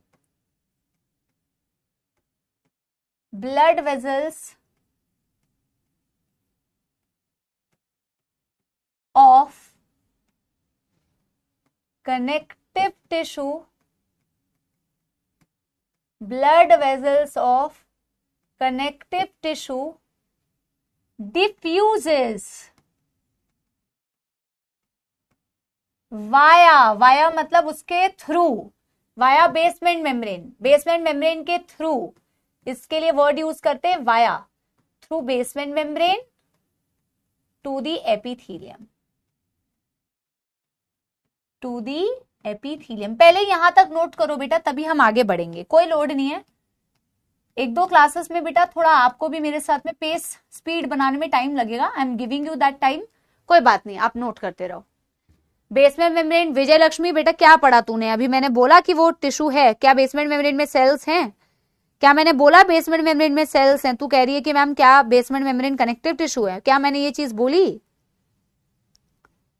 एक बच्चा पूछ रहा है डिफ्यूजन क्या होता है। डिफ्यूजन का मतलब होता है बेटा किसी भी पार्टिकल का मूवमेंट हो रहा है हायर कॉन्सेंट्रेशन से लोअर कॉन्सेंट्रेशन की तरफ। ये बेटा 9वीं और 10वीं में आप पढ़ते हो। बेसमेंट मेम्ब्रेन एक सीमेंट की तरह एक सब्सटेंस है, जैसे मैट्रिक्स है ना इंटरसेलुलर सब्सटेंस है, बिल्कुल वैसा समझ लो। डिफ्यूजन भी बेटा 8वीं 9वीं में पढ़ते हो। डिफ्यूजन का मतलब होता है किसी भी पार्टिकल का मूवमेंट, जैसे ऑक्सीजन का मूवमेंट हो रहा है, एक हाई कॉन्सेंट्रेटेड एरिया से लो कॉन्सेंट्रेटेड एरिया में मूवमेंट होना। ये केमिस्ट्री में भी पढ़ते हो बेटा। बेटा रिटर्न हो गया है तो एक थम्स अप दे दो, एक थम्स अप दे दो, रिटर्न हो गया है तो। 2 पॉइंट्स और बताने हैं बेटा एपिथेलियम से रिलेटेड, 2 पॉइंट्स और बताने बेटा एपिथेलियम से रिलेटेड। बेटा पक्का कोई कंफ्यूजन तो नहीं है?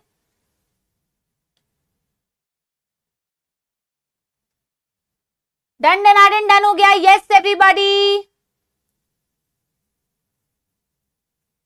अच्छा कभी आपने ध्यान दिया है किसी बच्चे के साथ में बेटा, जैसे मेरे साथ तो बहुत होता है, क्या आप लोग के साथ ऐसा होता है कि आपकी जो हाथ में स्किन की लेयर है, स्किन की क्या बेटा ऊपर की लेयर ऐसे निकलती रहती है, पैरों की भी होती है, हाथ के स्किन की भी होती है, ऐसे स्किन उखड़ रही होती है और उखड़ के वो पूरी निकल जाती है और फिर नई स्किन आती है। ऐसा आप लोग के साथ कभी हुआ है? ऐसा आप लोग के साथ कभी हुआ है प्यारे बच्चों? यस, वो एपिथेलियम करती है एक्चुअल में। Epithelium tissue among all the tissues, connective, muscular, nervous, epithelium, सबको कंपेयर अगर आप करो तो हाईएस्ट रीजनरेशन एबिलिटी होती है, बहुत तगड़ी रीजनरेशन एबिलिटी होती है आपके एपिथेलियम के पास। और उसका बहुत बड़ा एग्जांपल आप खुद ही देखते हो बेटा, उसका बहुत बड़ा एग्जांपल आप खुद देखते हो। आपकी स्किन जो होती है बेटा, ये लेयर्स हट जाती है पर वापस से आ जाती है, हट जाती है पर वापस से आ जाती है, क्योंकि ये बहुत गजब, विंटर्स में कुछ बच्चे कह रहे हैं मैम विंटर्स में ऐसा होता है, बहुत बेटा अच्छी रीजनरेशन एबिलिटी होती है। तो आप एपिथेलियम की अगली प्रॉपर्टी लिखोगे high regeneration, high regeneration ability. री का मतलब होता है वापस से, जनरेट करना मतलब बन जाना।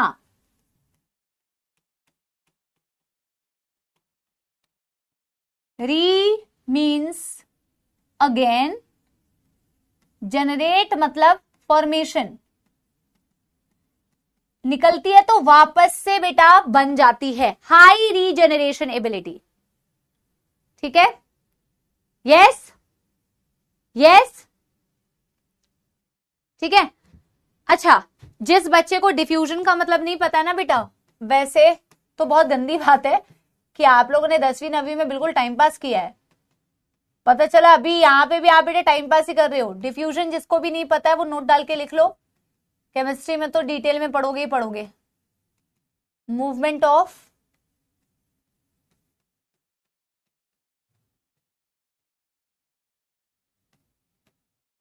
पार्टिकल्स फ्रॉम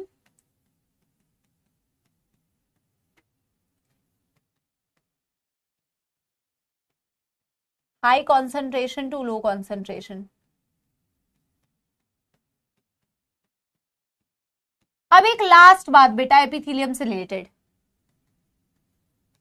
अगर आप उन सेल्स को ध्यान से देखो, वैसे तो पिछले डायग्राम में मैंने बिल्कुल चिपका चिपका के आपको बनाया था कंसंट्रेशन, लेकिन अगर आप उन सेल्स को थोड़ा ध्यान से देखो तो वो इतने चिपके हुए नहीं होते, इतने चिपके हुए नहीं होते। जैसे अगर मैं आपको दिखाऊं, ये आपकी बेसमेंट मेम्ब्रेन मान लो, बेसमेंट मेम्ब्रेन को शॉर्ट में बीएम भी लिख सकते हैं बेटा।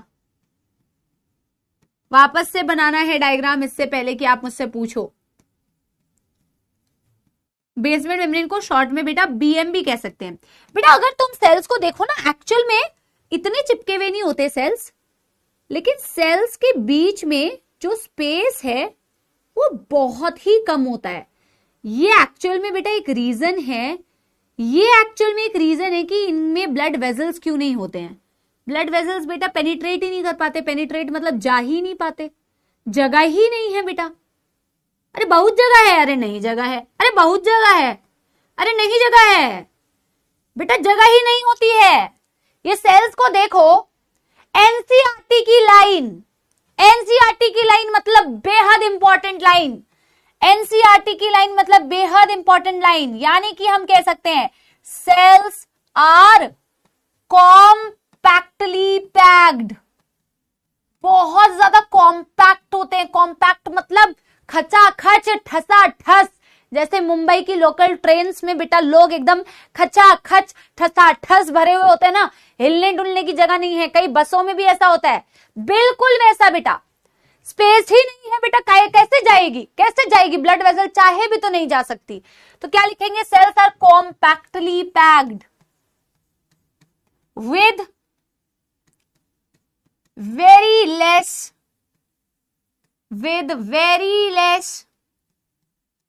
Intercellular space. अब मुझे बताओ बेटा, अगर इंटरसेल्यूलर स्पेस कम है तो उनके बीच में जो माल मलबा है, जो मैट्रिक्स है, वो ज्यादा होगा या कम होगा? वो ज्यादा होगा या कम होगा? जल्दी बताओ, वो ज्यादा होगा या कम होगा? कॉम्पैक्टली का मतलब होता है क्लोज, कॉम्पैक्टली का मतलब होता है बहुत करीब, बहुत करीब, क्लोज, बहुत ज्यादा करीब बेटा, बहुत ज्यादा करीब। सेल्स बहुत क्लोज क्लोज क्लोज क्लोज होते हैं। जब मैम स्पेस ही कम है, विच मीन्स मैट्रिक्स भी कम है, जगह ही कम है, तो मैट्रिक्स भी तो कम ही होगा ना बेटा, विच मीन्स लेस मैट्रिक्स। बस एपिथेलियम की बेसिक प्रॉपर्टीज आपको समझ आ गई। कोई दुखदर्द समस्या एपिथेलियम की प्रॉपर्टीज को समझने में? अब एक पॉइंट और समझाना है आपको। मेरे सेल्स ना बेटा इंक्रीजिंग ऑर्डर में बनते जाते हैं, है ना। मेरे सेल्स का जो मुंह है वो इंक्रीजिंग ऑर्डर में बड़ा होता जाता है। पहला सेल हमारा छोटा बनता है,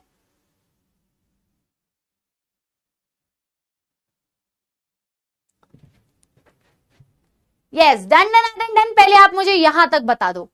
फिर एक अगेन बेटा बहुत खूबसूरत कॉन्सेप्ट, एनसीईआरटी की बहुत प्यारी एक लाइन मैं आपको एक्सप्लेन करने जा रही हूं। इतनी छोटी सी लाइन एनसीईआरटी के, गर्म पानी भिजवा देना यार। इतनी छोटी सी लाइन है बट बहुत खूबसूरत लाइन है, बहुत खूबसूरत लाइन है बेटा, बहुत अच्छी लाइन है। Done done done done. कोई दुखदार समस्या तो नहीं है? एक बच्ची पूछ रही क्या मैम एपिथेलियम डेड होती है? बेटा वो जब आपको मैं अभी एपिथेलियम पढ़ाऊंगी तो आपको पढ़ाऊंगी एपिथेलियम में अलग अलग टाइप ऑफ एपिथेलियम होती है, जिसमें कुछ ऐसी हो सकती है बट सारी ऐसी नहीं होती है। ठीक है, डॉट डॉट जो है वो न्यूक्लियस है, बिल्कुल बेटा, ये सेल्स है और ये सेल्स का न्यूक्लियस है, बिल्कुल बेटा, ये एपिथेलियल सेल्स है। एक बहुत खूबसूरत लाइन एक्सप्लेन करती हूं, फिर हम एपिथेलियम की क्लासिफिकेशन देखेंगे। ठीक है, yes everybody, what is matrix? Please बेटा कल की क्लास अटेंड करो, कल की क्लास अटेंड करो। बेटा देखो, एनसीईआरटी की एक बहुत इंपॉर्टेंट लाइन है, तो इसको भी मैंने स्टार मार्क किया है, इसे भी स्टार मार्क कर देते हैं, ये भी स्टार मार्क है, ये भी स्टार मार्क है, बहुत इंपॉर्टेंट लाइन है। The cells of epithelium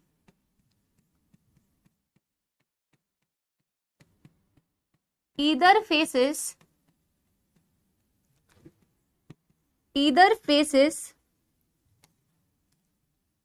external environment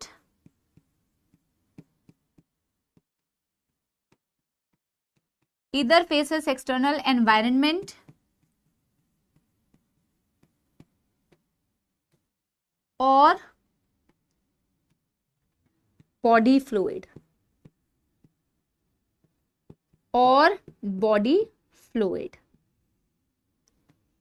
external environment, the cells नहीं, आप मेरे पास भी अब बेटा जगह तो बचेगी नहीं, आपको भी ऐसे करके लिखना पड़ेगा। कई बच्चे कहेंगे मैम हमारी कॉपी गंदी हो जाएगी, काटना नहीं है, ऐसे लिखना है, the apical surface of cell.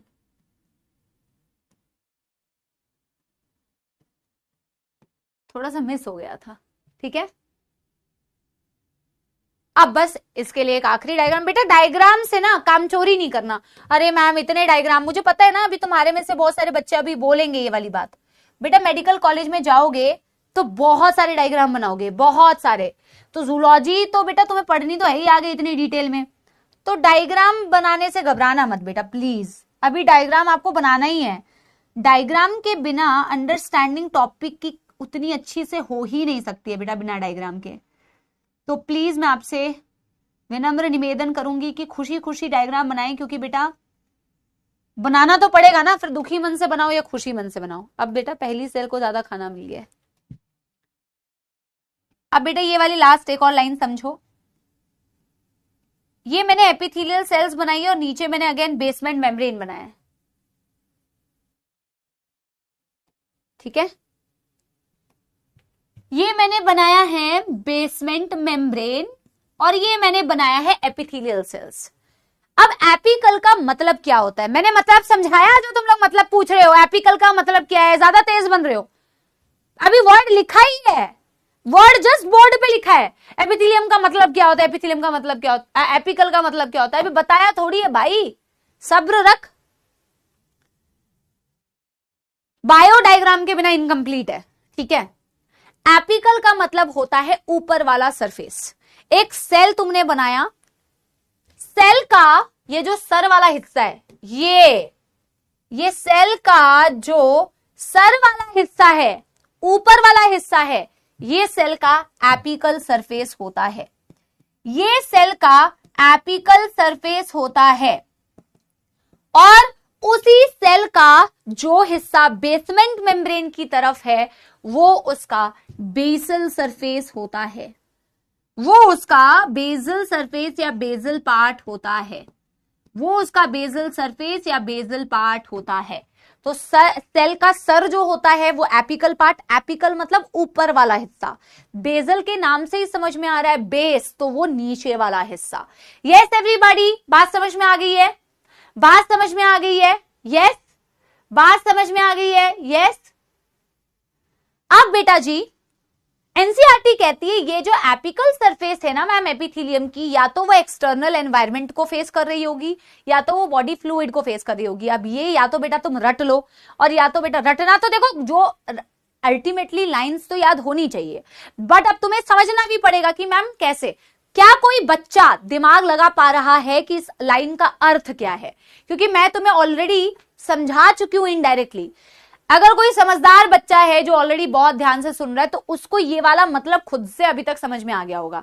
नहीं समझ में आ रहा है वो तो मैं आपको बताऊंगी ही, लेकिन अगर किसी को खुद से समझ में आ रहा है तो आप मुझे आंसर दे सकते हो कि क्या मैंने इसमें कहना चाहा है कि ये जो एपिथेलियम की एपिकल सरफेस होती है मैम, ये या तो एक्सटर्नल एनवायरनमेंट को फेस कर रही होती है या बॉडी फ्लूइड को फेस कर रही होती है। Very good, very very very good.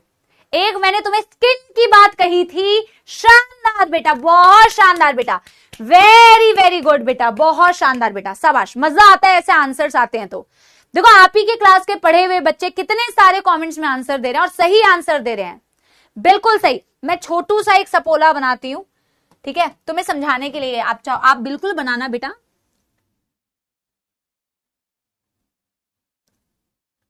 एक डायग्राम से समझाने की कोशिश कर रही हूं,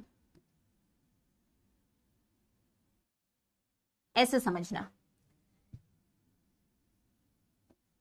ये तुम्हारा मुंह, ये तुम्हारी वो ईसोफेगस, ऐसे समझो, ठीक है, समझो। अगर मैं कहूं कि तुम्हारी एपिथेलियम, तुम्हारी बेटा ऐसी बिल्कुल भी नहीं दिखती। अब तुम अपना बॉडी देखोगे मैम, मेरे एपिथेलियम के ऐसे ऐसे दिख रही है क्या? बेटा पहली बात तो नेकेड आइज से तुम्हें दिख भी नहीं सकती है, तुम्हें टिश्यू हमेशा माइक्रोस्कोप के नीचे ही नजर आते हैं। बट ये समझाने के लिए मुझे ऐसी छवि बनानी पड़ रही है। पता चला अपना दोस्त का हाथ लेके ढूंढोगे, मेरी मैम ने कहा है ऐसा दिखता है, ऐसा दिखता है, ठीक है। अगर तुम्हारी एपिथेलियम स्किन वाली है, जो स्किन पर होती है, जो मैं तुम्हें बताती थी स्किन में प्रेजेंट है एपिथेलियम, ये मुझे तुम्हें दिखाना पड़ रहा है इसीलिए मैं ऐसे बना रही हूं। अगर स्किन की एपिथेलियम होगी तो बेटा तुम इमेजिन कर पा रहे हो कि स्किन की एपिथेलियल सेल्स ऐसे प्रेजेंट है, ऐसे खड़ी है। पेन को एपिथेलियल सेल्स मानो, स्किन को एपिथेलियल, मेरे पेन को एपिथेलियल सेल्स मानो, एपिथेलियल सेल्स ऐसे खड़े हैं। तो एपिथेलियल सेल्स का एपिकल सरफेस ये वाला होगा। बस मुझे थम्स अप देके बेटा एक बारी बताना, मुझे एक बारी थम्स अप देके बेटा एक बारी बताना, थम्स अप देके बेटा मेरे को एक बारी बताना, हाँ या ना, हाँ या ना। तो ये जो तुम्हारा बेटा एपिथेलियल सेल का एपिकल सरफेस है जो तुम्हारी स्किन पर है, इसका जो एपिकल सरफेस है बेटा, ये एपिकल सरफेस बाहर की तरफ फेस कर रहा है, एक्सटर्नल एनवायरमेंट को फेस कर रहा है, एक्सटर्नल एनवायरमेंट को फेस कर रहा है, हाँ या ना? तो मैम जो एपिथेलियम मेरे बाहर की तरफ प्रेजेंट है स्किन पर, वो एपिथेलियम का एपिकल सरफेस, वो एपिथेलियम का एपिकल सरफेस जो मेरे स्किन पर मुझे दिख रहा है, जो मेरे स्किन पर मुझे एपिथेलियम दिख रही है, वो मैम एक्सटर्नल एनवायरनमेंट को फेस करेगी। और जो बॉडी के अंदर है बेटा, जो बॉडी के अंदर है, वो बॉडी फ्लूइड्स को फेस करेगी। सिंपल सी बात है। जो एपिथेलियम मेरी बॉडी के बाहर है, वो एक्सटर्नल एनवायरनमेंट को फेस कर रही है, उसका एपिकल सरफेस। जो एपिथेलियम मेरे बॉडी के अंदर है मैम, जैसे ईसोफेगस की कवरिंग हो गई, ईसोफेगस की लाइनिंग हो गई, जो मैंने अभी तुम्हें समझाया भी बेटा, इसीलिए पहले ही समझा दिया था, इसीलिए पहले ही समझा दिया था, वो बॉडी फ्लूइड्स को फेस कर रही होगी। बोलो चमका कि नहीं? बोलो चमका कि नहीं? बोलो चमका कि नहीं? हाँ या ना मेरे प्यारे सपोलो? जल्दी जल्दी जल्दी। यस,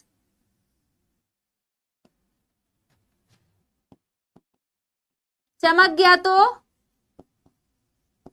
थम्स अप दे देना। देखो बेटा, अब इतनी छोटी सी लाइन एनसीईआरटी की, बट उसको एक्सप्लेन तो करना पड़ता है ना बेटा। अब एक्सप्लेन ना करूं, सीधे लिखवा दूं, तो तुम्हारा टाइम और मेरा टाइम बच सकता है, बट यहां हम टाइम बचाने आए या डॉक्टर बनने आए? समझदार वाले। हाँ देखो, डॉक्टर बनना है नहीं होना चाहिए, अच्छा डॉक्टर बनना है भाई। और डॉक्टर नहीं भी बन रहे हो तो जो टॉपिक पढ़ रहे हो उसकी क्लैरिटी होनी चाहिए, रट्टू तोता नहीं बनना है सिर्फ। अभी आते हैं कई लोग सिर्फ रटते रहते हैं, रटते रहते हैं, रटते रहते हैं। समझना भी पड़ता है, ऐसा कुछ नहीं है बेटा। अब एनिमल किंगडम पढ़ाऊंगी तो कहूंगी कि हाँ चलो रटना पड़ रहा है बेटा, एग्जाम्पल्स याद करने पड़ रहे हैं, पर जहां नहीं है रटने वाला टॉपिक, वहां जबरदस्ती मत बोलना कि मैम रटना पड़ रहा है, रटना पड़ रहा है, रटना पड़ रहा है। Done done done.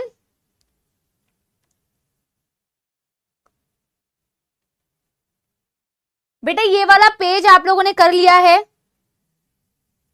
क्या? ये वाला पेज आप लोगों ने कर लिया है? तो क्या आगे बढ़ूं? तो क्या आगे बढ़ूं बेटा? यस एवरीबॉडी, पक्की बात?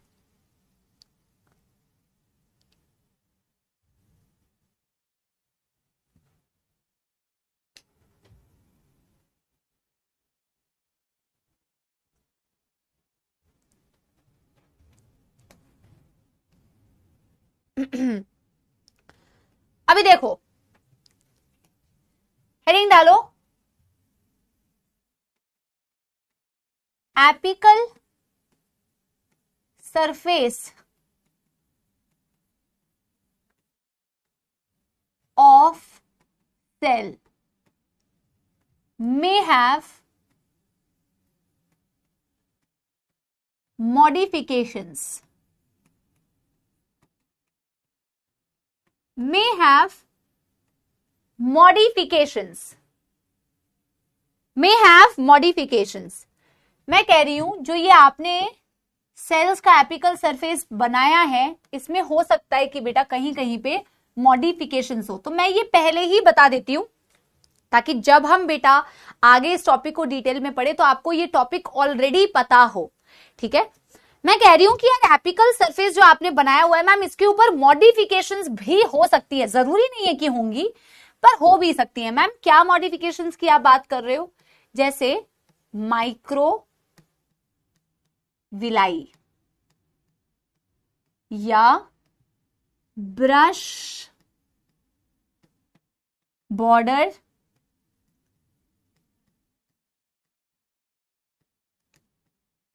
Epithelium.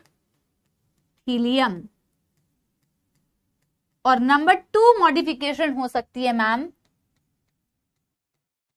Ciliated epithelium, ciliated epithelium, ciliated epithelium. बेटा जरूरी नहीं है, बेटा जरूरी नहीं है कि इनके एपिकल सरफेस पर मॉडिफिकेशन होगी ही होगी, बट मैम एपिकल सरफेस पर मॉडिफिकेशन हो भी सकती है।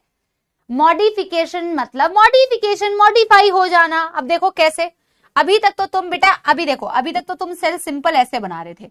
मैं शेप की बात नहीं कर रही हूं बेटा, शेप तो अलग अलग टाइप के एपिथेलियम के होते ही हैं, बट मैं कह रही हूं अभी तक तो तुम सेल्स के एपिकल सरफेस को ऐसे ही बना रहे थे।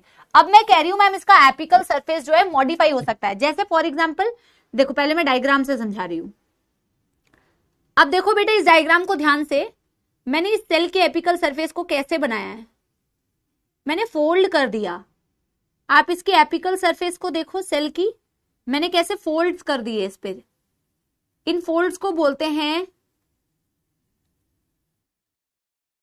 माइक्रोविलाई। इन फोल्ड्स को बोलते हैं माइक्रोविलाई। विलाई का मतलब होता है finger like projections. Finger like projection. मैंने क्या किया बेटा, मैंने इस एपिथेलियम के एपिकल सरफेस को पहले तो ऐसे बनाया हुआ था। आज सारे बच्चे मेरी बात समझ पा रहे हो? यस। तो मैंने पहले तो ऐसे बनाया हुआ था, बट मैंने कहा कि बेटा इसके एपिकल सरफेस में मॉडिफिकेशन भी हो सकती है। इसकी एपिकल सरफेस पर मॉडिफिकेशन भी हो सकती है। और मॉडिफिकेशन में क्या हो सकता है कि इसी सेल का, ये जो सेल है, सेल के अराउंड प्लाज्मा मेम्ब्रेन होती है, तो उसकी जो प्लाज्मा मेम्ब्रेन है एपिकल सरफेस की, मैंने उसको ऐसे फोल्ड कर दिया। कैसे फोल्ड कर दिया? ऐसे, जैसे हमारी फिंगर्स है, फिंगर लाइक प्रोजेक्शंस। इन्हें बोला जाता है माइक्रोविलाई, या फिर इसे ब्रश बॉर्डर्ड, क्योंकि ये ब्रश की तरह लगती है बेटा, ऐसा लगता है ब्रश है, इसीलिए इसे ब्रश बॉर्डर्ड एपिथेलियम या माइक्रोविलाई वाली एपिथेलियम भी बोला जाता है। पर क्या मैम जरूरी है कि माइक्रोविलाई होगी? ऐसा कोई जरूरी नहीं है। मैंने इसीलिए लिखा है मे हैव मॉडिफिकेशन। मैंने इसीलिए लिखा है बेटा मे हैव मॉडिफिकेशन। मैंने इसलिए लिखा है मे हैव मॉडिफिकेशन। होगी ही होगी, जरूरी नहीं है। पर क्यों होगी? कोई मुझे बताएगा क्यों होगी? क्यों मैम कहीं कहीं पे ये फिंगर लाइक प्रोजेक्शंस दिखते हैं? मैम क्यों कहीं कहीं पे माइक्रोविलाई दिखती है? मैम जरूरत क्या है? नहीं होती तो चलती। जहां पे भी फिंगर लाइक प्रोजेक्शंस आपको दिखती है, जैसे कई बच्चे एग्जांपल दे रहे हैं स्मॉल इंटेस्टाइन का, क्योंकि वो आपने पढ़ा है, वो इसी कारण से प्रेजेंट होती है ताकि you can increase the surface area for absorption. Surface area increase करने के लिए, सरफेस एरिया को इंक्रीज करने के लिए for secretions and absorption, to increase the surface area for secretion and absorption, ये माइक्रोविलाई दिखती है बेटा। शानदार, बहुत शानदार। तो मैम हम यहां पे लिख सकते हैं when the plasma membrane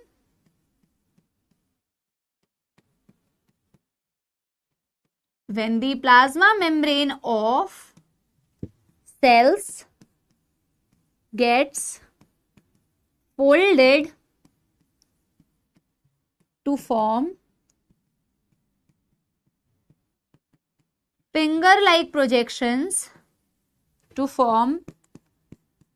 finger-like projections,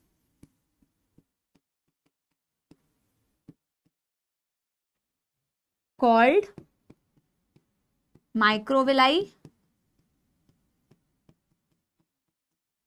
to increase the surface area,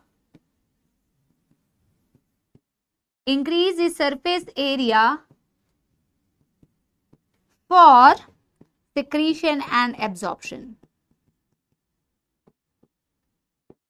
Secretion and absorption. Secretion and absorption. Done, done, done, done. बेटा देखो, कई बच्चे कह रहे हैं मैम डाउट्स कैसे पूछने हैं। फिलहाल तो बेटा देखो, क्लास में भी आप डाउट्स पूछ सकते हो, यहाँ पे भी डाउट्स का सेक्शन है, मैं ओपन कर सकती हूँ। बट मैं हमेशा आपको ये सजेस्ट करूंगी, जब लेक्चर खत्म हो जाता है तो लेक्चर खत्म होने के बाद आप हर एक स्लाइड से रिलेटेड डाउट्स पूछ सकते हो बेटा, उसमें मैं भी आपको आंसर करूंगी। और उसमें हमारे सब्जेक्ट मैटर एक्सपर्ट्स भी होते हैं, वो आपके डाउट्स के आंसर करते हैं और सारे डाउट सॉल्व करते हैं। तो आप आज का लेक्चर होने के बाद कल का लेक्चर में जो भी डाउट्स होंगे आप इंडिविजुअल स्लाइड्स पे डाउट बेटा लेक्चर खत्म होने के बाद पूछ सकते हो और आपके सारे डाउट्स एड्रेस होंगे। मैं क्लास में इसीलिए आपको बोलती हूँ कि अटेंशन से पढ़ो, फिर जब तुम वापस से, क्योंकि कई बार ऐसा होता है कि कुछ ऐसे डाउट्स होंगे जो तुम वापस से जाके घर में जब पढ़ोगे ना तो खुद से ही रिजॉल्व हो जाएंगे, तुम्हें पूछने की जरूरत ही नहीं पड़ेगी और क्लास में भी तुम्हारा अटेंशन जो है डेविएट नहीं होगा और तुम क्लास में फोकस करके पढ़ पाओगे। ठीक है, यस यस। अब बेटा अगर मैं सिलिएटेड एपिथेलियम की बात करूं तो मैम सिलिएटेड एपिथेलियम में ऐसा क्या है? बेटा सिलिएटेड एपिथेलियम के नाम से तुम्हें समझ में आ रहा है उसके एपिकल सरफेस पर क्या मॉडिफिकेशन होगी? सिलिएटेड एपिथेलियम के नाम से समझ में आ रहा है उसके एपिकल सरफेस पर क्या मॉडिफिकेशन होगी प्यारे बच्चों? उसके एपिकल सरफेस पर क्या मॉडिफिकेशन होगी? उसके एपिकल सरफेस पर क्या मॉडिफिकेशन होगी? उसके एपिकल सरफेस पर मैम ऐसे हेयर लाइक स्ट्रक्चर होते हैं जिसे बोला जाता है सीलिया। उसके एपिकल सरफेस पर मैम ऐसे हेयर लाइक स्ट्रक्चर होते हैं जिसे बोला जाता है सीलिया। बात समझ रहे हो? जिसे बोला जाता है सीलिया। और मैम सीलिया का क्या काम है? कोई मुझे बता सकता है किसी ने कभी 9th या 10th में सीलिया पढ़ा है? 9th या 10th में किसी ने कभी सीलिया के बारे में पढ़ा है? Yes yes. इनके एग्जाम्पल्स जो है ना बेटा ये हम आगे एपिथेलियम की जो क्लासिफिकेशन करेंगे उसमें डिटेल में पढ़ेंगे, इसीलिए हम यहाँ पे एग्जाम्पल्स नहीं लिख रहे हैं। Very good. मूवमेंट, कोई मुझे बता सकता है कि बॉडी में कहां पे सीलिया की कहां पे क्या मूवमेंट कर रही होगी? कोई एग्जाम्पल? आगे तो मैं डिटेल में तुम्हें एग्जाम्पल्स बताऊंगी, बट इन जनरल अगर मैं तुमसे पूछूं सीलिया इज या cilia are hair like projections, hair like projections from apical surface,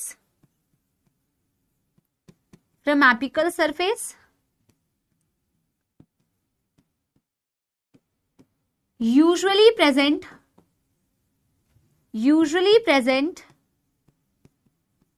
in hollow organs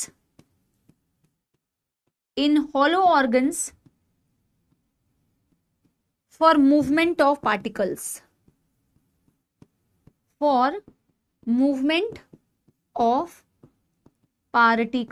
वैसे मैं चलो एक एक एग्जाम्पल यहां पे लिख दे रही हूं।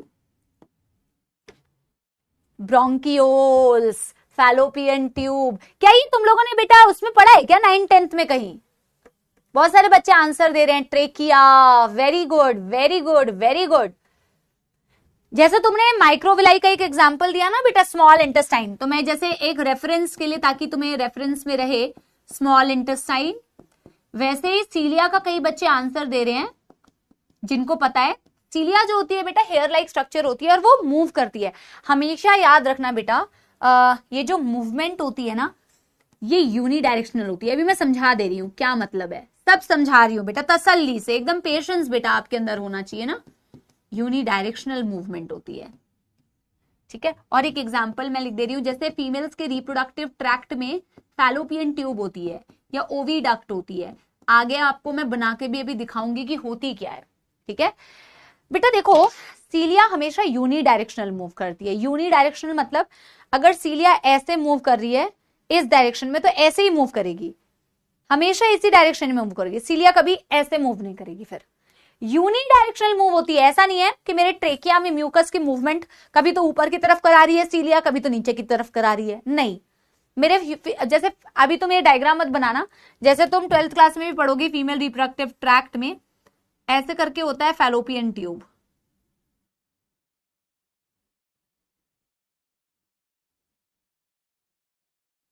है ना। ऐसे तुम फीमेल रिप्रोडक्टिव ट्रैक्ट पढ़ोगे तो ये फैलोपियन ट्यूब होता है, ओविडक्ट भी बोलते हैं। तो फैलोपियन ट्यूब में भी सीलिया होती है, तो वहां पे भी सीलिया एक ही डायरेक्शन में मूव करती है।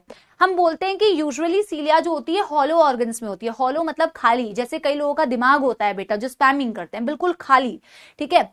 कई लोगों का भूसा भरा होता है, लेकिन आपकी जो है फैलोपियन ट्यूब बेटा वो हॉलो ऑर्गन्स में यूजुअली सीलिया प्रेजेंट, हॉलो मतलब अंदर से खाली है, तो ट्यूब अंदर से खाली है, तो हॉलो ऑर्गन्स में आप देखोगे ट्रेकिया हॉलो है अंदर से, उनमें यूजुअली आप देखोगे सीलिया होती है। तो फैलोपियन ट्यूब में क्या होता है, एग का मूवमेंट होता है, ओवा का मूवमेंट होता है, एग का मूवमेंट होता है।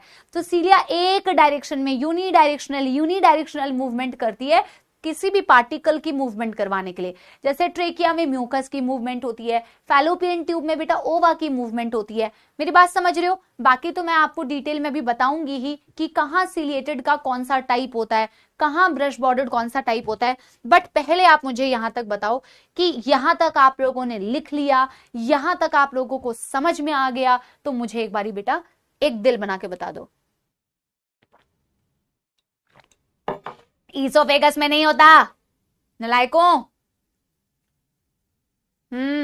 बड़े आए, ईसोफेगस बता रहे हैं बच्चे, बताओ जरा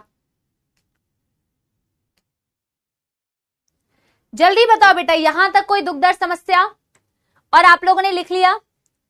देखो मैं आपको एक बात बताऊं, आज हमने डीपीपी में कुछ क्वेश्चंस दिए हैं, क्योंकि तुम पहली बार पढ़ रहे हो ना बेटा, तो ये कुछ कुछ बातें मुझे बतानी पड़ रही है, फिर तुम बैच में पढ़ने लग जाओगे तो यूज टू हो जाओगे।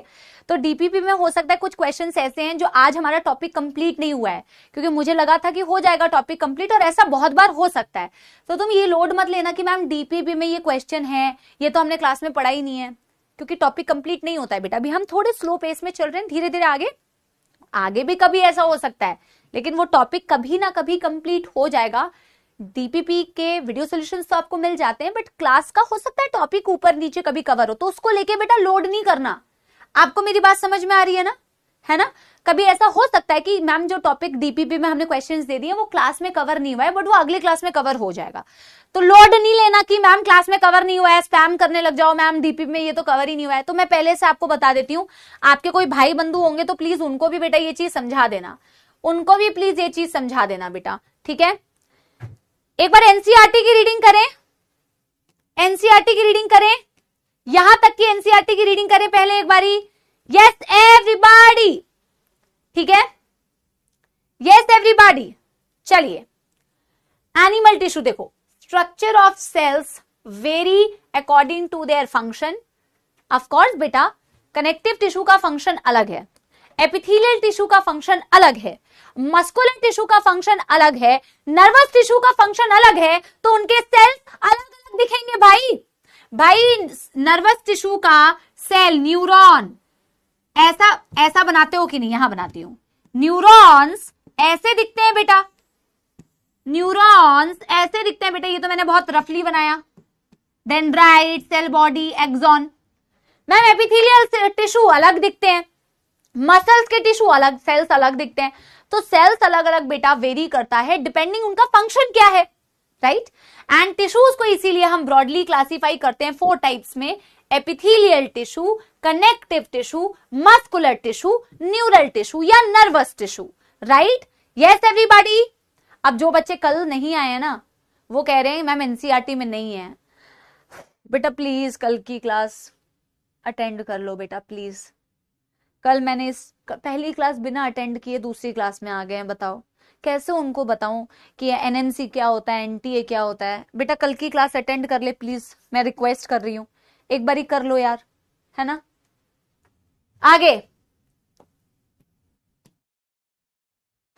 सबसे पहले एपिथेलियल टिश्यू के बारे में कहा हुआ है, we commonly refer to epithelial tissue as epithelium. Plural में बेटा इसको बोला जाता है एपिथीलिया, सिंगुलर में बोला जाता है एपिथीलियम, या फिर आप बोल लो बेटा एपिथेलियल टिश्यू, ठीक है? This tissue has a free surface. बेटा आप अपने, अगर आपने पुरानी एनसीईआरटी ली है, क्योंकि नहीं भी ली है तो मैं आपको क्लास में रीड करा रही हूं, सिर्फ यही एक टॉपिक है जो न्यू एनसीईआरटी में एडेड नहीं है। तो फ्री सरफेस का यहां पे मतलब है बेटा apical surface.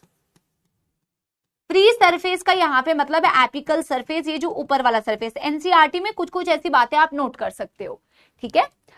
It either faces a body fluid और इट फेसेस एक्सटर्नल एनवायरमेंट या outer environment and this provides a covering और lining for some part of the body, ठीक है? कवरिंग और लाइनिंग का काम करती है। फिर हमने बोला these cells are compactly packed with little intercellular matrix. Intercellular matrix बहुत कम है क्योंकि सेल्स बहुत कॉम्पैक्टली पैक्ड होती है, बहुत कॉम्पैक्टली पैक्ड होती है, ठीक है। There are two type of epithelial tissue, ये अभी हमने पढ़ा नहीं है, अभी हम पढ़ते हैं, ठीक है। मैं एक बारी बेटा आपको क्विकली बता देती हूं कि हमने अभी तक क्या पढ़ा, ठीक है। एक बारी मेरे साथ आंख बंद करो और क्विकली अभी तक बेटा एक बारी रिवाइज करो मैंने क्या पढ़ा है आपको। एक बारी बेटा फटाफट से everybody close your eyes and revise मेरे साथ।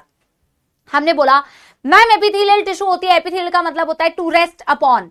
अब आप बोलोगे मैम वो मतलब तो एनसीईआरटी में दिया ही नहीं हुआ है। अब एनसीईआरटी में एपिथेलियम तो दिया हुआ है, एपिथेलियम दिया हुआ है, मतलब तुमसे पूछ रहे हैं एपिथेलियम का मतलब बताओ, ठीक है। हर एक चीज होती है बेटा, आगे आप देखोगे कि कनेक्टिव टिश्यू में दिया हुआ है कि कनेक्टिव टिश्यू हमेशा सपोर्ट कर रही होती है एपिथेलियम को, तो वो भी दिया हुआ है। कोई ऐसी चीज नहीं है जो नहीं दी हुई है, सब बेटा इंटरकनेक्टेड होती है, तो आधा अधूरा नहीं पढ़ना है, ठीक है। तो एपिथेलियल टिश्यू जो होती है मैम, एपिथेलियम जो होती है it always rest upon some other tissue, उसे हमेशा किसी और टिश्यू की जरूरत पड़ती है। पर एपिथेलियल टिश्यू डायरेक्टली किसी और टिश्यू के ऊपर रेस्ट नहीं करती है। एपिथेलियल टिश्यू पहले रेस्ट कर रही होती है मैम एक लेयर पर जिसे बोलते हैं बेसमेंट मेम्ब्रेन। बेसमेंट मेम्ब्रेन एक नॉन सेल्यूलर सब्सटेंस, एक नॉन सेल्यूलर लेयर होता है जो एपिथेलियम के नीचे होता है, और मैम उसी बेसमेंट के नीचे होता है एक हाईली वैस्कुलर टिश्यू जिसे बोला जाता है कनेक्टिव टिश्यू, जिसकी ब्लड वेसल्स बहुत अच्छी खासी डेवलप्ड होती है, अच्छी खासी सप्लाई होती है, क्योंकि मैम एपिथेलियम के जो सेल्स हैं वो तो बहुत कॉम्पैक्टली पैक्ड है, बहुत क्लोज है, उनमें मैट्रिक्स बहुत ही कम है, क्योंकि मैम स्पेस ही कम है तो ब्लड वेसल्स एपिथेलियम तक जा ही नहीं पाती। एपिथेलियम तो एवैस्कुलर होती है, बट कनेक्टिव टिश्यू की ब्लड वेसल्स जो होती है उसी के बेटा ब्लड के थ्रू ऑक्सीजन, न्यूट्रिएंट सब कुछ आपके एपिथेलियम को मिल रहा होता है। एपिथेलियल सेल्स के जो एपिकल सरफेस है, फ्री सरफेस है, वो मैम एक्सटर्नल एनवायरनमेंट या बॉडी फ्लूइड को फेस कर सकती है, और मैम जो एपिथेलियम होती है वो जो एपिकल सरफेस होती है उसमें मॉडिफिकेशंस हो सकती है, या तो मैम उसकी मॉडिफिकेशन को आप बोलते हो सीलिया, या तो उसके मॉडिफिकेशन को बोलते हो माइक्रोविलाई। माइक्रोविलाई उसकी plasma membrane ma'am finger like projections बनाती है ताकि इंक्रीज सरफेस एरिया हो सके फॉर सिक्रीशन एंड एब्जॉर्प्शन। सीलिया होती है हेयर लाइक प्रोजेक्शंस जो मैम मूवमेंट में हेल्प करती है, जो यूजुअली आपके बॉडी के हॉलो ऑर्गन्स, हॉलो मतलब खाली ऑर्गन्स, जैसे आपकी ट्रेकिया हो गई, आपकी फैलोपियन ट्यूब हो गई, उन खाली ऑर्गन्स के अंदर प्रेजेंट होती है, किसी ना किसी चीज की मूवमेंट करा रही होती है, movement of any kind of particles like egg की मूवमेंट कराना, म्यूकस की मूवमेंट कराना एक्सेट्रा। अब बेटा मेरे को बताओ इससे ज्यादा बेटा अब क्या रिवाइज कराएं आपको, मुझे बताओ यहां तक समझ में आ गया?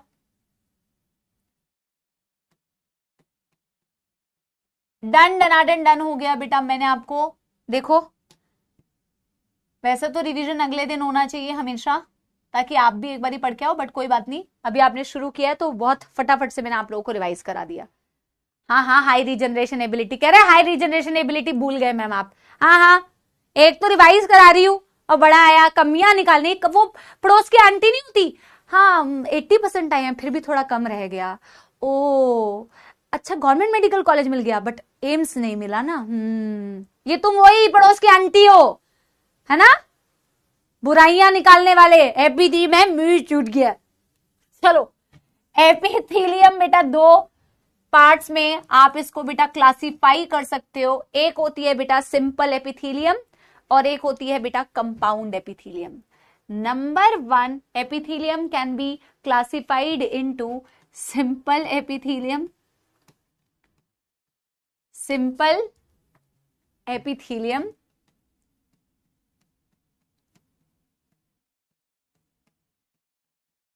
बस आज हम यही लास्ट पढ़ पाएंगे बेटा। और मैं पहले से बता रही हूँ डीपीपी में बेटा काफी सारे आपको ऐसे टॉपिक्स के अभी क्वेश्चन मिलेंगे जो अभी हमने कंप्लीट नहीं किए हैं, तो हम अगले क्लास में वो कंप्लीट कर लेंगे, तो लोड मत लेना ज्यादा, ठीक है। Compound epithelium,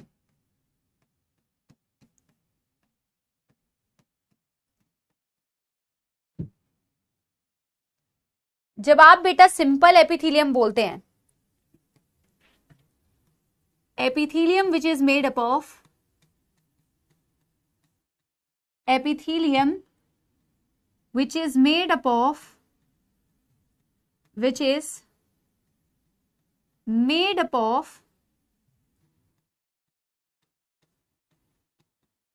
single layer of cells. Single layer of cells. इसका क्या मतलब है मैम? इसका क्या मतलब है मैम? इसका मतलब है कि अगर मेरी ये बेसमेंट मेम्ब्रेन है, अगर मेरी ये बेसमेंट मेम्ब्रेन है, तो जो मेरी सिंपल एपिथेलियम होगी मैम, मेरी जो सिंपल एपिथेलियम होगी मैम, वो सिंगल लेयर ऑफ सेल्स की ही बनी है. अगर मेरे सेल्स हैं तो वो ऐसे सिंगल लेयर ऑफ सेल्स हैं. ये हमारी सिंपल एपिथेलियम होती है. ये हमारी सिंपल एपिथेलियम होती है जो सिंगल लेयर ऑफ सेल्स की बनी होती है. आपको डिफरेंस कैसे समझ में आएगा बेटा? आपको डिफरेंस ऐसे समझ में आएगा कि जो आपको कंपाउंड एपिथेलियम है वो मल्टी लेयर्ड है. ये देखो, ये आपकी बेसमेंट मेम्ब्रेन हो गई, ये आपकी बेसमेंट मेम्ब्रेन हो गई, और आप कंपाउंड एपिथेलियम के सेल्स को अभी गौर फरमाओ. एक लेयर,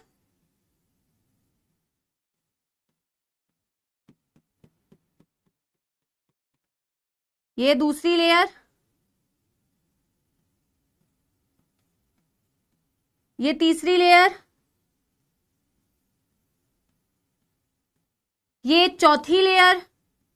मल्टीपल लेयर्स अगर आपको एपिथेलियम में दिख रही है, मल्टी लेयर्ड अगर आपको एपिथेलियम दिख रही है, तो वो कंपाउंड एपिथेलियम होती है. और अगर सिंगल लेयर आपको दिख रही है तो वो सिंपल एपिथेलियम होगी. यहां पे क्या आपको दिख रहा है बेटा? Multiple layers.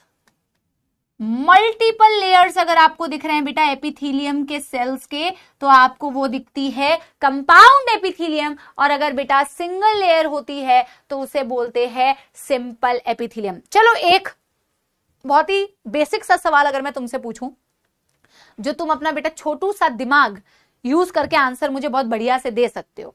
अगर मैं तुमसे पूछूं कि बेटा देखो, तुमने एपिथेलियम का एक फंक्शन पढ़ा, कवरिंग, लाइनिंग एंड व्हाटएवर.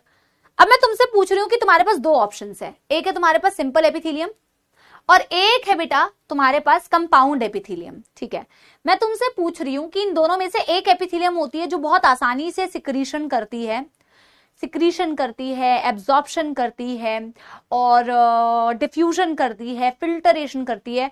और एक एपिथेलियम होती है जो बहुत आसानी से प्रोटेक्शन देती है बट डिफ्यूजन वगैरह उतना नहीं कर पाती. तो मेरा सवाल तुमसे है कि तुम अपना थोड़ा सा दिमाग लगाओ, छोटू सा जो है तुम्हारे पास बचा कुचा, तो मुझे बताओ कि तुम्हें इनकी शक्लें देख के क्या लग रहा है? इनमें से ऐसी कौन सी एपिथेलियम है जो प्रोटेक्शन का काम ज्यादा अच्छे से कर पाएगी, तुम्हें प्रोटेक्ट कर पाएगी, तुम्हें प्रोटेक्शन दे पाएगी, कवर कर पाएगी, और दूसरी वाली दूसरा काम करेगी? जल्दी बताओ, प्रोटेक्शन वाला काम कौन करेगी? तुम्हें प्रोटेक्ट करने वाला काम कौन कर पाएगी, सिंपल या कंपाउंड?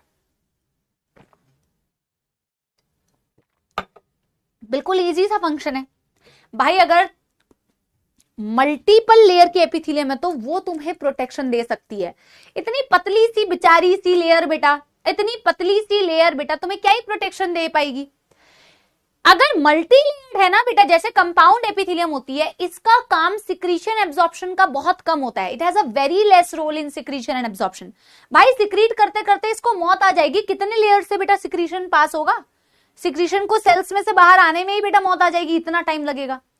फिल्टरेशन करने में बेटा कैसे कर पाएगी? फिल्टर करते करते कितना वक्त लग जाएगा, क्योंकि इतनी मोटी लेयर है. कंपाउंड एपिथेलियम का बहुत कम रोल होता है सिक्रीशन एंड एब्जॉर्प्शन में, मेन काम होता है कवरिंग एंड प्रोटेक्शन में. लेकिन जो सिंपल एपिथेलियम होती है सिंगल लेयर की, ये बहुत आसानी से इसमें से फिल्टर हो जाती है चीजें, बहुत आसानी से डिफ्यूजन हो जाता है इसमें से, बहुत आसानी से सिक्रीशन हो जाता है, बहुत आसानी से एब्जॉर्प्शन हो जाता है, क्योंकि पतली लेयर होती है. ठीक है, अगर मैं बोलूं, और इसको तो बेटा फिर तुम्हें मैं डिटेल में पढ़ाऊंगी ही, मैं कंपाउंड एपिथेलियम में बोल देती हूं, it has limited role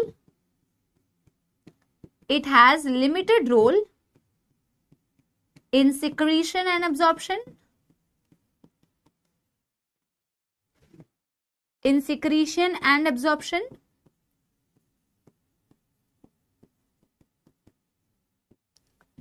but major role in protection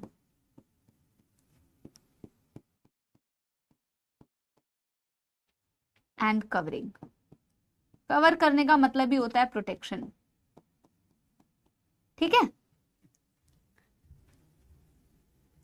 it has major role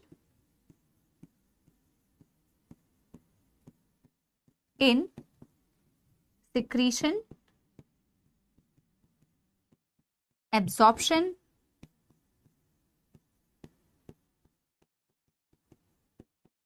filtration, diffusion. जो हम आगे पढ़ेंगे फिल्टरेशन क्या होता है, डिफ्यूजन क्या कैसे होता है, कहां से होता है, वो हम अगली क्लास में पढ़ेंगे। आज बस यहीं तक रख रही हूं। अगले दिन जो पढ़ना है वो मैं लिख के जा रही हूं ताकि हम बेटा वहां से शुरू कर पाए। अगले दिन हम बेटा सिंपल एपिथेलियम की क्लासिफिकेशन करेंगे। तो सेल्स के स्ट्रक्चर के बेसिस पर कि सेल्स की शक्लें कैसी दिखती है, क्या वो क्यूब जैसी दिख रही है, क्या वो सिलेंडर जैसी दिख रही है, क्या वो फ्लैट दिख रही है, तो on the basis of their structural modification simple epithelium को आप बेटा 3 पार्ट्स में क्लासिफाई करते हो। इसी से हम अगली क्लास में बेटा शुरू करेंगे। आज हम यहीं तक रख रहे हैं, बस वो लाइन हम लिख देते हैं ताकि कंटिन्यूटी टॉपिक की बनी रहे। और बेटा मैं एक एनसीईआरटी का पेज यहां पे रख रही हूं जो इसके अगले टॉपिक का है, आप चाहो तो उसे रीड करके जरूर आना, ठीक है।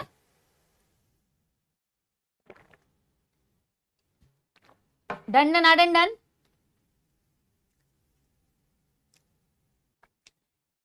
Done done done done.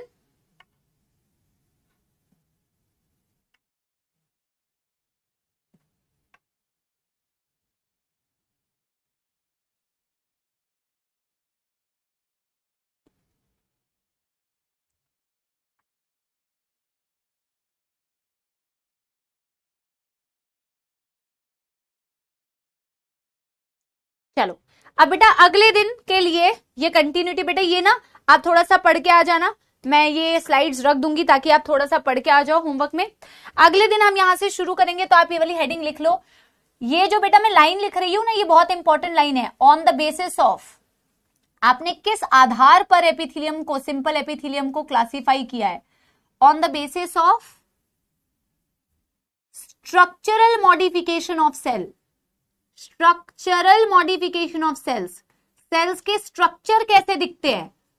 On the basis of structural modification of cell, on the basis of structural modification of cells. Very important बेटा कि बेसिस क्या है, ये लाइन बहुत इंपॉर्टेंट है। स्ट्रक्चरल मॉडिफिकेशन मतलब उनके सेल्स का स्ट्रक्चर कैसा दिख रहा है। On the basis of structural modification of cell, simple epithelium can be classified into,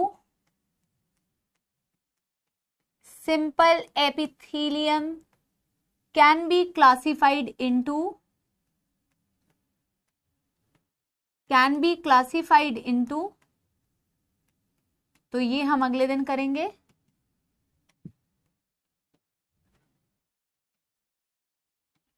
ये हमें अगले दिन करना है। मेन 3 पार्ट्स होते हैं।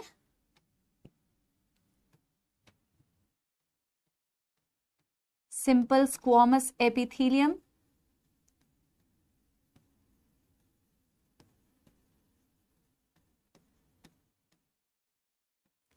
आप एक ही लाइन में लिखना बेटा, मैंने 3 लाइन में ज्यादा कलाकारी कर दी है, ठीक है। सिंपल क्यूबॉइडल एपिथेलियम, वैसे तो तुम्हें इनके नाम से ही समझ में आ जाएगा कि किसी को क्यूबॉइडल क्यों बोला, किसी को कॉल्यूमनार क्यों बोला, किसी को स्क्वामस क्यों बोला, बट इसमें अभी बेटा कहानी अभी बाकी है, पिक्चर अभी बाकी है। और अब तो बेटा इस वीक क्लास नहीं है ना, अब तो अगले वीक होगी हमारी, तो वीक में 2 ही क्लासेस है, तो फिर तो अब हम अगले वीक मिलेंगे, ठीक है जी। इसे नोट कर लो बस, दैट्स ऑल,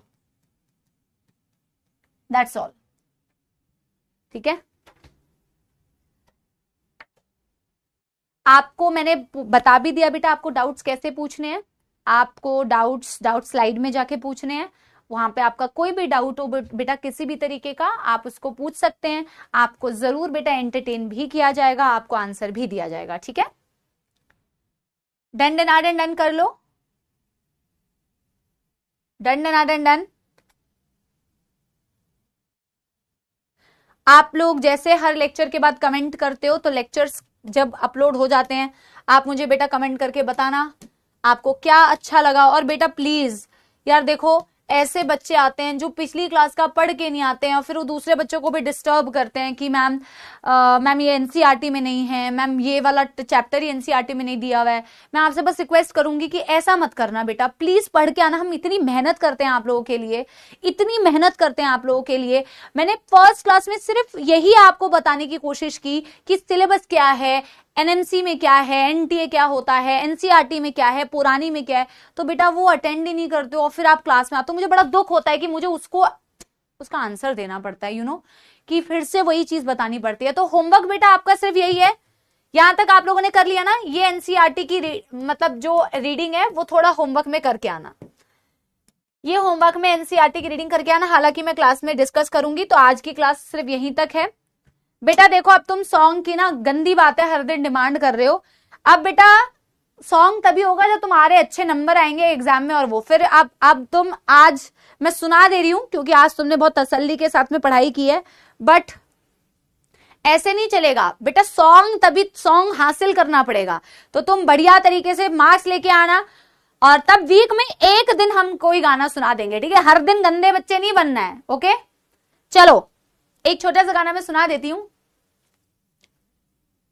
ये भी मोटिवेटिंग गाना है।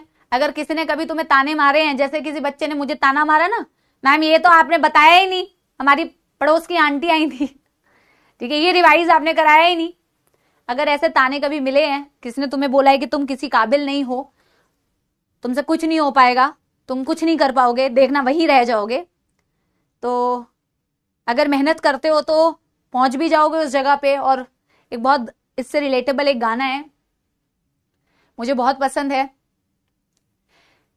कहते थे लोग जो काबिल नहीं है तू, देंगे वही सलामियां,